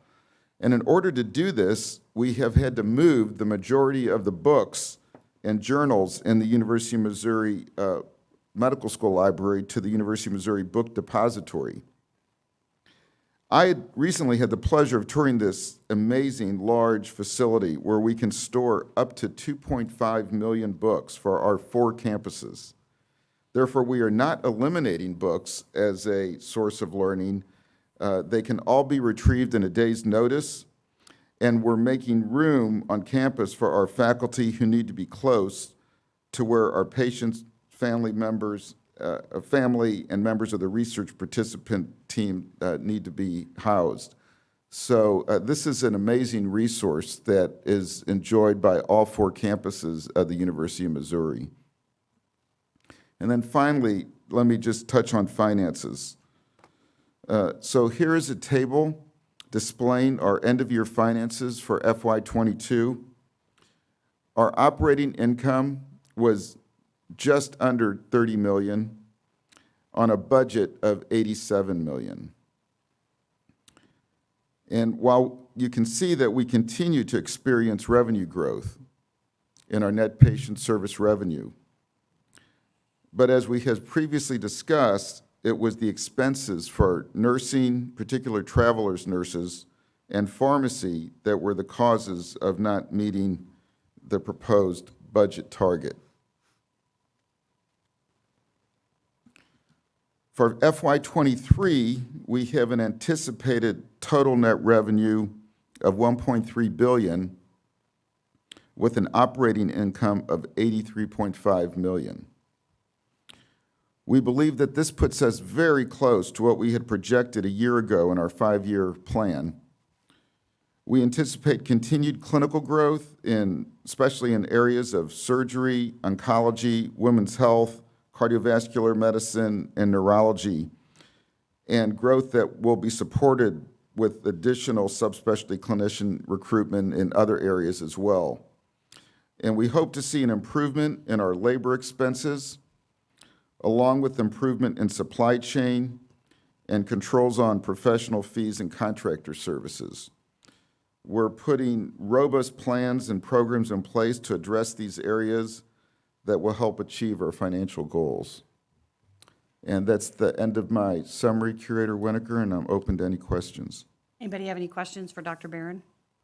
I just have one. You had a slide about your research expenditures, and you had AAU Phase 1, Phase 2, and then non-AAU spending, and I was just curious what types of research is included in the non-AAU metrics. It's interesting. There are Some of the more recent programs that are that fund a lot of research the AAU still has not quite recognized yet. One of them is the funding that comes from the Patient Centers from Outcome Research, PCORI. And this is an incredible funding program that was developed a decade ago to fund comparative effectiveness research, comparing one type of treatment to another. And also, it also funds our biomedical informatics program. And so we at MU actually get a significant amount of funds from PCORI funding, in part due to Dr. Waitman's hire, but also other faculty who have been very successful getting PCORI funding. The AAU still hasn't figured out where to put PCORI in its phase 1, 2, and 3, so it goes in the other category. And there are other examples like that too. Thank you. Other questions? So the only action of the Health Affairs Committee was to approve the minutes of the June 16th and July 29th meetings, which were unanimously approved by the committee. Thank you to Dr. Barron and the MU Health team. At our committee meeting, we were able to acknowledge the service of Chief Financial Officer Kay Davis, who is retiring at the end of this year, and you saw on Dr. Barron's slides that a new person has been hired starting, remind me, October 15th? No, Dustin starts September 15th. September 15th, I got the wrong month. Additionally, we've added a report at each of our meetings of the Health Affairs Committee this year from each university in the University of Missouri system regarding academic medicine and the medical research being conducted at each university. At our meeting last week, we heard from Chancellor Agrawal about UMKC's presence and impact statewide with their dental, medical, pharmacy, and nursing degree programs, as well as their vision for creating a larger academic medical campus in Kansas City.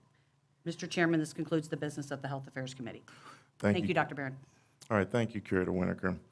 We're going to skip ahead a little bit. We're running early and go to Chancellor Agrawal's presentation, and we will convene lunch after we get done with that. So I'd like to turn the podium over to Chancellor Agrawal to learn more about what is happening here at the University of Missouri, Kansas City. Thank you, Chairman Chapman. Thank you for the opportunity to speak here. I'm privileged to lead a campus that not only has a lot of excellence already, but also has a lot of potential for future elevation at the same time. And of course, we have a lot of faculty, staff, and students who work hard every single day to elevate us even further. So I'm glad to give you a little glimpse of what's happening here and what we're looking forward to. So during the first few months of COVID shutdown in 2020, we did not waste time. We all decided that we will plan for the future. So as we emerge from COVID, we would not come out all beat up, but we'll come out with renewed energy and vigor to take UMKC even to higher levels. So we had a group of almost 120 faculty, staff, and students who broke up in different groups and then planned UMKC forward. I wanted to give you a few updates on that. Here are some of the highlights of that, and I'll go into some details for a few of these. We looked at academic unit realignment and reduction in the deanships, and that work has been completed. So if you would think of each of our schools, perhaps, as they cobbled together with different departments, if those departments were like Lego blocks, what if we pull those aside and put them in the table, and ask the question, in this day and age, would the same combinations be the most fruitful? And the group decided that there needed to be some changes, and I'll talk about them in just a second. Also, the senior leadership, especially the one that directly reports to me, has, through transitions, now has been majorly overhauled, and so almost 80% of the leadership reporting to me have been hired during my tenure. At the level below that also, we have made very strategic hires to fulfill goals, specific goals in student success, non-credit education, research, athletics, and so on. We're also revising a current budget model. We're working with an outside consultant, Huron, to see how we can create a budget model that rewards those units that are doing well, and then creates structures for others that perhaps need some work. That model hopefully will be ready quite soon in the next couple of months. And also we will talk about differential tuition right after I complete my remarks. And some structural changes in the research area are already yielding some great results, and there's more to be done.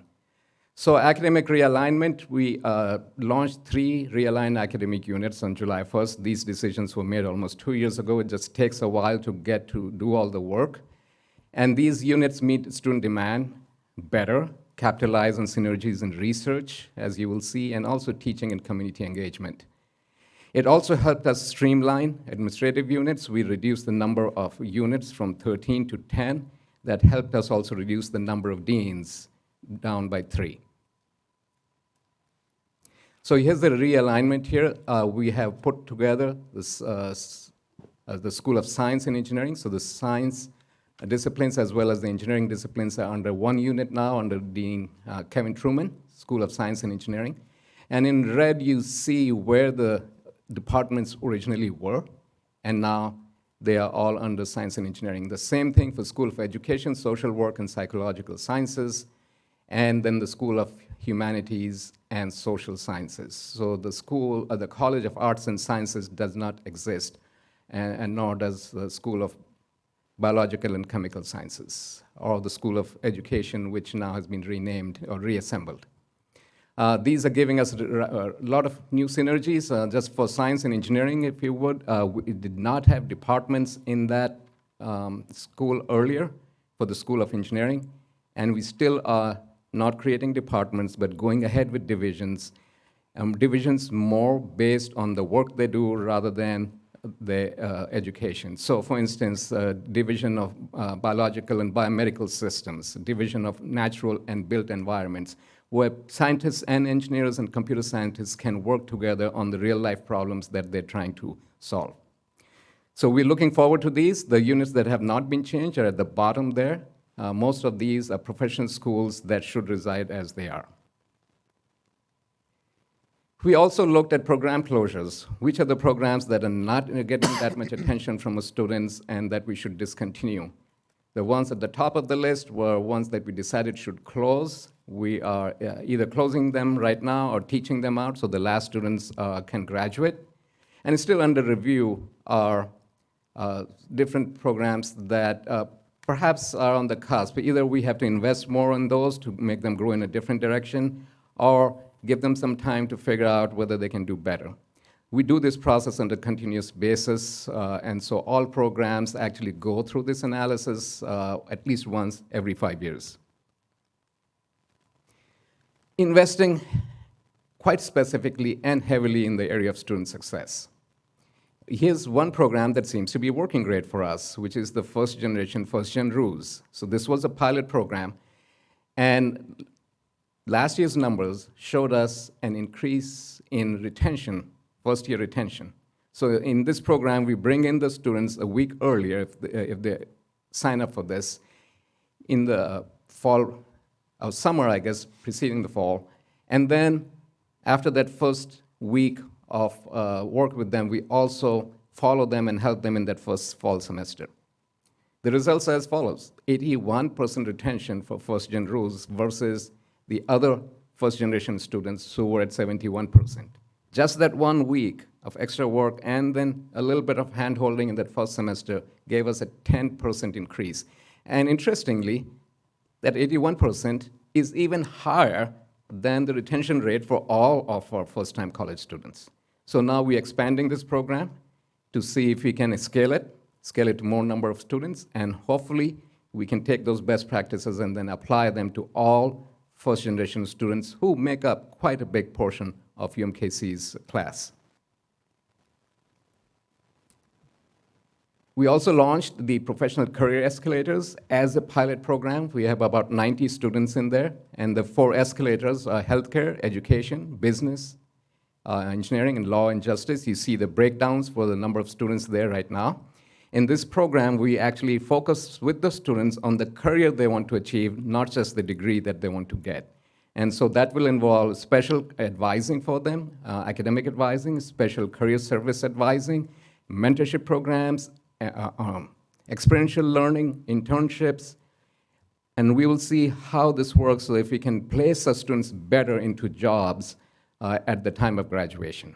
There's a lot of excitement on this from within the campus, but also from the business community and the potential employees.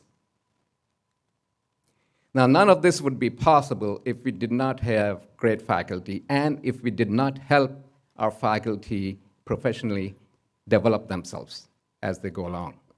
And so with that, we launched CAFE, the Center for Advancing Faculty Excellence.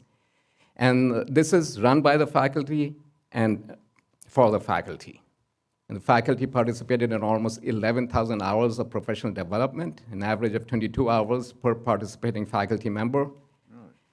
And the ones that have participated are showing great success already and improvement. There were PIs on 26% of all the proposals that went out in FY22, and also PI on 25% of all new grants. So we have seminars that focus on how do you write grants, how do you achieve better teaching outcomes, and also this fall we will roll out training for department chairs. Is 22 hours annual, or is that cumulative? It's this last year. Just last year? Okay, Yeah. great, thank you. Yeah. So simultaneously, as we focus on student success, we're also going to focus on faculty success. And then those two will come together to make us a better institution. Research payments, as we saw earlier from the presentation by President Choi, are already paying off. There were strategic investments in research, and a lot of those involve providing the support to the faculty to do research, pre-grant experts, post-grant experts, so the faculty can actually focus more on the work that they do best, which is the research and scholarship, and not as much on the business side of those grants. As you saw, year-to-year grants growing very quickly. I'll show you a chart on that in a second. Our research strengths right now are in the defense area, big data, and cybersecurity, health disparities, and neuroscience. So those are the three big areas that we are going to be focusing on. Here's the chart that I was going to show you. This shows all external grants, not just research grants. The research grants are in the yellow part of it, because a lot of the grants that we get are for training and for other purposes, but it's all good money. It helps us, it helps the community, it helps society, and also it brings in F&A dollars for us that help run the research enterprise. As you can see, we are growing rapidly on all fronts on this, and I must say that this is without the hiring of a lot of new faculty at this point. This is our current faculty working really hard with the help of some of the help that we have hired for them. And we only hope to grow further as we hire more research-oriented faculty. Third leg, community engagement. So we had an early talent summit, which is for the community, for business leaders in the community, and is to bring them in and explore with them the best practices for them to mentor our students, for creating internships, and how would they like to hire our students, and what are they looking for. So 150 businesses participated. Also, Engagement Month, working with the extension folks from UM, highly successful. 141,000 digital engagement instances and 5,500 in-person attendees. So thank you, Marshall Stewart, for all the help you all provide. And then a fun event that we do here at UMKC, Trustapalooza. I always like to say that word. It is a fun outdoor event on Trust, where we bring together communities and businesses, small businesses, and 3,500 people attended. A lot of minority-owned businesses, and generated $43,000 in retail sales for them. And then not just working locally, but reaching out and working with our partners across the state, working with AMSEL. UMKC and AMSEL partner on the Universities Exchange Discussion Series. And these are panel discussions, and the goal is to collaboratively explore creative solutions that for problems facing urban areas, and specifically Kansas City and St. Louis. And the issues that we have examined till now include health disparities, abandoned buildings, mental health and public transportation issues. And then coming up on October 10th will be a session on urban agriculture. So this is an example of great partnership between University of Missouri universities across the state. Now, in terms of new strategic facility projects, you heard about some of the ones when Ryan Rapp gave his report. But we just finished the Block Heritage Hall renovation, a $15 million renovation for the Block School. And this coincided with the 100th birthday of Henry Block. And so we had a great celebration which drew hundreds of people. And the facilities are outstanding. If you haven't had a chance, I would invite you all to come and look. I had the occasion to visit a campus on the West Coast, UCLA, and look at their business school this summer. And I must say, I came back thinking, I wish we could do these things. And then when I came back for the grand opening, I realized we had done those things. This is state of the art. And more student resources in terms of advising centers, career centers, and tutoring facilities. It's a great facility. So thank you to the Block Family Foundation and to the Sunderland Foundation for carrying most of the load for this. A fun project that we're working on with the city of Kansas City is to see if we can close to vehicular traffic 51st Street, which goes right from here, from the Student Union, up the hill over to Rock Hill, and kind of bisects our campus here. And if we can close that and make that pedestrian only, and then utilize it for fun things like pickleball or tennis courts and sitting areas and cafes, it will transform our campus. It will become the center of a campus. Long ways to go on this. We are working with partners here, our neighbors, as well as with the city. We hope to get all of that approval done in the next few months, and then we will start slowly to make some changes. Now, talking about the UMKC Health Sciences District, by the way, this is the area that used to be known as Hospital Hill. Some folks may still call it Hospital Hill, but the partners on that, in that area all got together a few years before I got here and changed their name to UMKC Health Sciences District. We at UMKC have our educational facilities there. We provide dental care, clinical care, but we do not provide any medical care. We are education only. The medical care is provided by our partners, University Health and Children's Mercy Hospital at that location. We also have St. Luke's as a close partner where students are taught. But the Health Sciences District, anchored by the 4 schools of this university. By the way, those 4 schools, having 4 schools in one place is rather rare. There are only 20 places in the country where those schools are co-located. But we are anchoring all of that, and there are 870,000 outpatient visits there, more than 30,000 patients that come there, more than 12,000 employees, and an economic impact of $234 million. And that's just on the Missouri side. But as you know, a lot of that does spill over oftentimes, so there's more.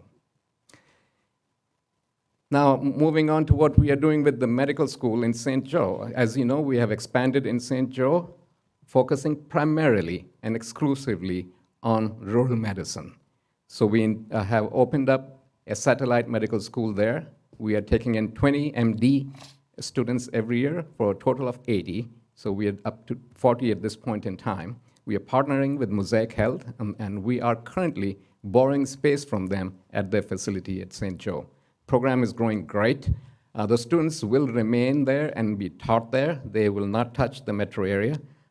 First 2 years, we do a lot of teaching long distance, and then all the clinical work will be in rural clinics in the St. Joe area. This work would not have been possible without the generous help of Senator Blunt, as well as Representative Brenda Shields, who has been able to get us money to be able to launch this. Now, we have money, as was said earlier, to build our own facilities there. At this point in time, we're negotiating with Mosaic Health on the campus for a long-term lease that we can get to build our own building so our students can be in their own facilities. That work is going well. We have a good partnership with Mosaic Health, so we are very optimistic. Let's see. All right, so now coming back to Kansas City, we do have $40 million from the state. Thank you, Governor Parsons and the state legislature and House. And we want to build new facilities for our dental school. The dental school facilities where we do all the teaching, and we are the only public dental school in the state. We also supply dentists across the state line because Kansas doesn't have a dental school and Arkansas doesn't have a dental school. So most of the dentists in these areas are from UMKC. However, the building was built in 1967. The facilities are from 1967 and have not been renovated. And they look like they're from 1967. That's not the best way to train, dentists for our area in 2022. So we intend to pull out those facilities and build new facilities. Also, the medical school has room to grow in terms of the number of doctors. There's dearth of doctors in Missouri and dearth of doctors in the country. How do we expand a medical school? We would like to expand the classes and teaching facilities. Unfortunately, in that building, built in 1971, also there's no space at all. It was designed for 68 students. Currently, we have 105 in those spaces. We need new facilities.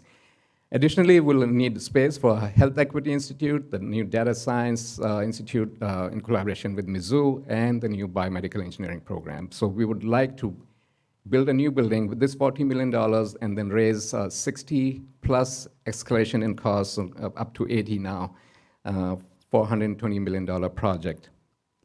And this is just a rough rendition of what it could look like. The architects are beginning to work on this, working with the deans to see what are the needs. So this is just a space holder, but the building will be tall. The land is precious, and we need to use it very judiciously. But there's a lot of land in that area, as you can see. A lot of empty land. Some of this belongs to UMKC, some belongs to the county, some belongs to the city. And we are hoping that this first building will trigger further development of that area that would lead to one day perhaps a larger medical center and the presence of universities there, other than UMKC, hopefully. And it could look like one of those medical centers that I used to work on in San Antonio and in Texas, and it could look like this sometime in the future. So this is also not just for education, but could be a huge economic development tool for the city, but based on healthcare and healthcare alone. It would be remiss on my part to stop without singing the praises of our faculty, staff, and students because they're awesome. Recent honors for UMKC faculty. Tony Caruso, that some of you know well, was named a Fellow of the National Academy of Inventors. Gary Abbott won the Guggenheim Fellowship, very, very prestigious. And then you heard about the group from engineering that won the $3 million NSF grant, the NRT, that President Choi talked about. And not just in the STEM areas. Rebecca Best won a $100,000 NEH grant for teaching in a certain way. And I love this last piece because this shows how people can collaborate across disciplines. Viviana Greco, who is from history, and Praveen Rao from Science and Engineering, got a grant for $150,000 to continue developing computational methods to analyze and process handwritten 17th century Spanish-American notary records. Now talk about that. That's the kind of work that can go on at a university, and everybody can apply for those kinds of grants. Excellent faculty. And then staff work hard, doing a lot of volunteer work. We gave 600 hours of community service during the annual weekend of service. And then we partner with different Kansas City community entities like the Blood Center, Teach for America, Operation Breakthrough, and so on. So as staff are very active in the community as well as on campus. And then lastly, students. And both recognized locally here in the state and nationwide. So the Innovative Technology Solutions, this is a competition for students to come up with broadband business plans for the state of Missouri, and UMKC won that with our students. But also, President Choi oftentimes talks about the importance of our students getting national awards. And from NIH, there's 70 spots for summer research programs for medical students, 70. There are 275 applicants from 106 universities nationwide. UMKC got 6 of those. That's 9% nationwide. That's the caliber of faculty, staff, and students. So I'm proud to be at UMKC, and we look forward to a great future here. Now, if there are any questions, and then we would like to end with our CFO, Vice Chancellor for Finance and Administration, Sean Reeder, to give us a little sneak preview at some of our thoughts on differential tuition before we end. But if there are any questions right now on the material I have presented. Any questions for Chancellor Agrawal? All right, good job, and thank you very much for all the hard work and showing us your faculty, students, and all the great things you're doing here. Thank you, Mr. Chairman. Sean? Thank you, Chancellor. Good morning, curators.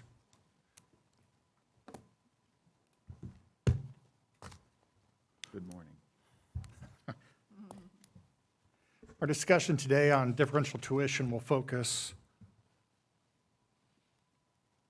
on these 4 key areas: our student profile, how the differential tuition model impacts them, the guiding principles that we're using to develop our migration plan, the key elements of the differential tuition plan, and how we will transition.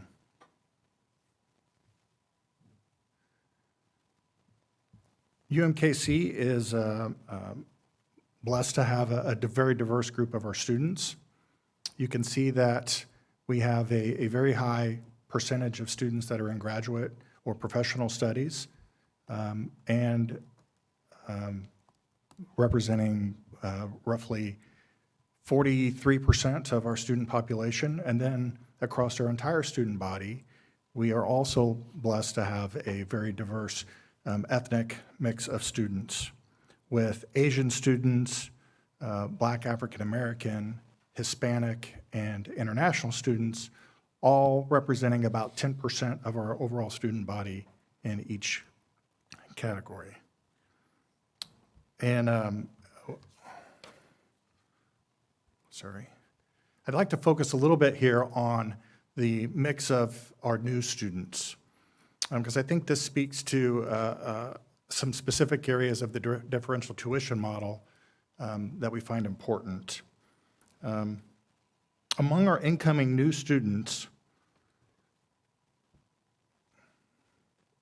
you can see in the chart on the right that we are heavily dependent upon transfer students. Transfer students represent 50% of all of our incoming undergraduate students. A significant portion of those transfer students, nearly 2/3 of them, are coming from community colleges. I think this highlights the cost sensitivity that our incoming student population has with regard to the cost of education. At UMKC, a large number of our students also have higher financial needs. President Choi touched on this earlier in his comments, and if we consider Pell eligible or near Pell eligible, almost 50% of our student body has this higher financial need.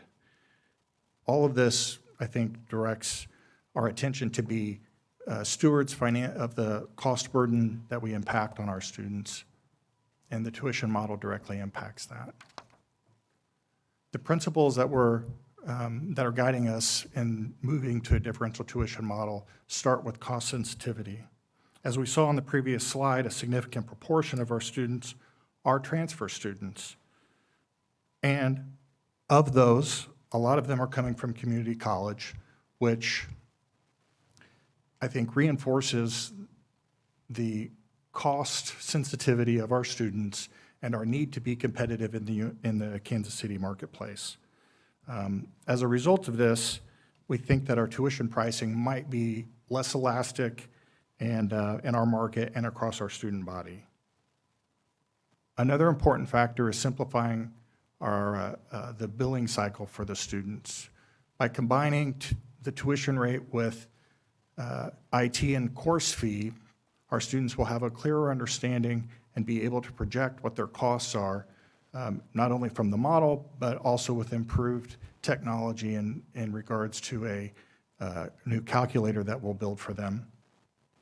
which will help them forecasting their costs as they go forward.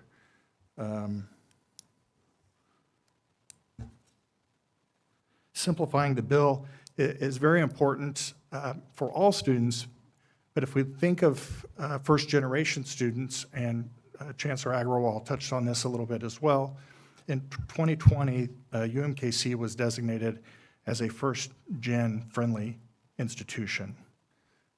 First-generation families will benefit from the improved clarity in the student billing that differential tuition model will allow us to implement. And lastly, the differential tuition model will allow us to adjust tuition and align that more closely with the program cost. Bearing in mind that we still are in a competitive marketplace, so we need to make sure that our programs are as affordable as possible, but this differential tuition model will then allow us to align higher cost programs with slightly higher tuition. The key elements of our plan, again, we want to start with the costs, and the costs that you see here on the right are translating the current cost structure into a new differential tuition model and keeping them comparable to the current structure. We've designated the general education, the Core 42, and the UMKC essential courses at the same rate as the campus-based program rate. I will note that these rates do reflect the approved increase for FY23. It's important for us to maintain our affordability and remain competitive in the tuition rates for our metro area and for the students we serve. The select programs will have rates that are above what the base rate is to reflect the higher cost of those educational programs. The base rate will be afforded to the majority of our students, both in campus-based programs and again in the general education programs.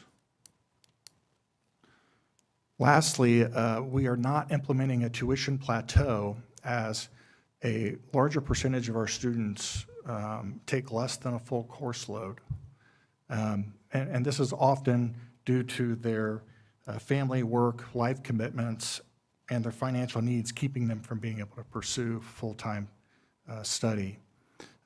And as such, we're not implementing a tuition plateau. Our keys for transitioning, again, are to maintain a cost-neutral transition.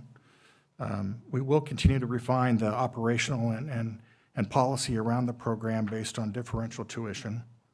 We're working to keep costs neutral with current costs, but we do anticipate that there will be a rate adjustment in the spring as we finalize what our budget needs are for the next fiscal year. Our policy committee is working to finalize the various operational aspects of implementation in areas. And our communications team is developing a communications plan to have targeted outreach to our different stakeholders, including new incoming and current students, the various advisors here at UMKC, at the community colleges that funnel so many transfer students to us, and at the high schools as well.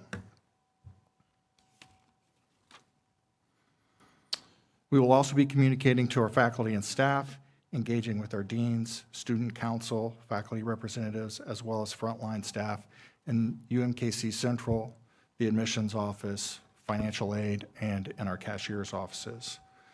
And then lastly, we're working on a new website that will begin in November that will outline the new tuition structure.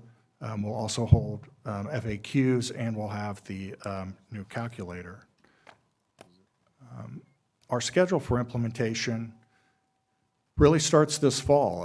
We're working on system configuration and testing here in the month of September.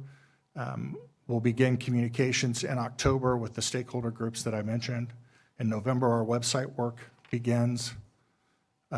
We anticipate having that website available in February, and we'll begin communication then with new and current students. We, again, as I mentioned earlier, anticipate having tuition rates approved in the spring. That will be incorporated into the new calculator, and new calculation methods will start in July and ready for the fall semester. I'm ready to take any questions that you might have. Before you take the question, what you're hearing is just a test tornado alarm from the city, so it's not a real tornado alarm. Thank you, Dr. Troy. Any questions? Can you talk about, obviously you have your base rate, the 355, but how you came up with the differential on the different, when you go back, I think it's the third or fourth slide, the slide. What was that analysis to get to what education's charging, conservatories, dental So- hygiene, et cetera? Sure, Curator Winokur. We currently have a multitude of course fees on top of the standard tuition rate. And so the course fees vary not only by program, but by the individual courses. And what we've done here is looked at what those costs are, what our normal course load is, and then migrated that to, if we switch to a program cost, what that would need to be to result into a very similar cost structure for the number of credit hours that our students are taking. So is it as simple as the base fee plus the additional fees that have been added, or are there additional consideration? Am I asking that right? It is pretty much that simple, except that we've then taken that across to the entire program as opposed to just one course. Okay, thank you. Good question. So if I gather from that comment, then there's no manipulation of the numbers based upon the economic benefit of a specific degree upon graduation? Not in these numbers here. That's a better way to ask it. Where's your School of Medicine on that? Why is this, am I missing something on the School of your doctoral program? You're not, Curator Holloway. This is for undergraduate students. Okay. Are you moving that to your graduates too? We are not at this time. There is a flat tuition rate for the medical students, so it's not by credit hour. Okay. It's by session. Because your six-year program actually is your undergraduate and your graduate program kind of smooth together. Correct. Your But- six-year program, right? Yes, but they charge not by credit hour, but a flat rate by a session. Okay. Any further questions? Thank you. For Vice Chancellor Reeder? Thank you. Thank you for that presentation. Chair, Darren. Yes, oh, I'm sorry. Go I ahead. meant to say it after Molly got done, but I want to commend you for your leadership on this health sciences initiative, and make sure that the civic community who are asking to be partners in this know that we're committed as a board to that program, and that there can be no better enrichment for a large portion of our state citizens and of enhanced medical offerings and education. Right. Thank you, Curator. Thank you, Curator Graves. Any further questions? Okay, at this time, I'd like to ask if there are any other items for the good and welfare of the board. Okay, hearing none. I'd like to entertain a motion and a second from the board to move into executive session. Cindy, please call the roll. Oh, well, we need a motion and a second. Okay, there's our motion. Do we have a second? Second. Okay, we have a motion and a second. You're just Okay. ready to go. That's right. Cindy, please call the roll. Curator Burnsick, Yes. Curator Chapman, Yes. Curator Graves, Yes. Curator Hobrock, Yes. Curator Holloway, Yes. Curator Lehman, Yes. Curator Winokur, Yes. Curator Williams. Yes. All right, all votes in favor. Okay, the motion carries. Okay, this concludes the public portion of our meeting today. Thank you all for being here. The board thanks everyone for their time and for all of the reports. President Choi and I will be available during the press conference, which will be held in a few minutes. The board will reconvene in executive session at 12:15 next door in room 402. We'll be attending lunch now. Thank you, everyone, for your attendance today.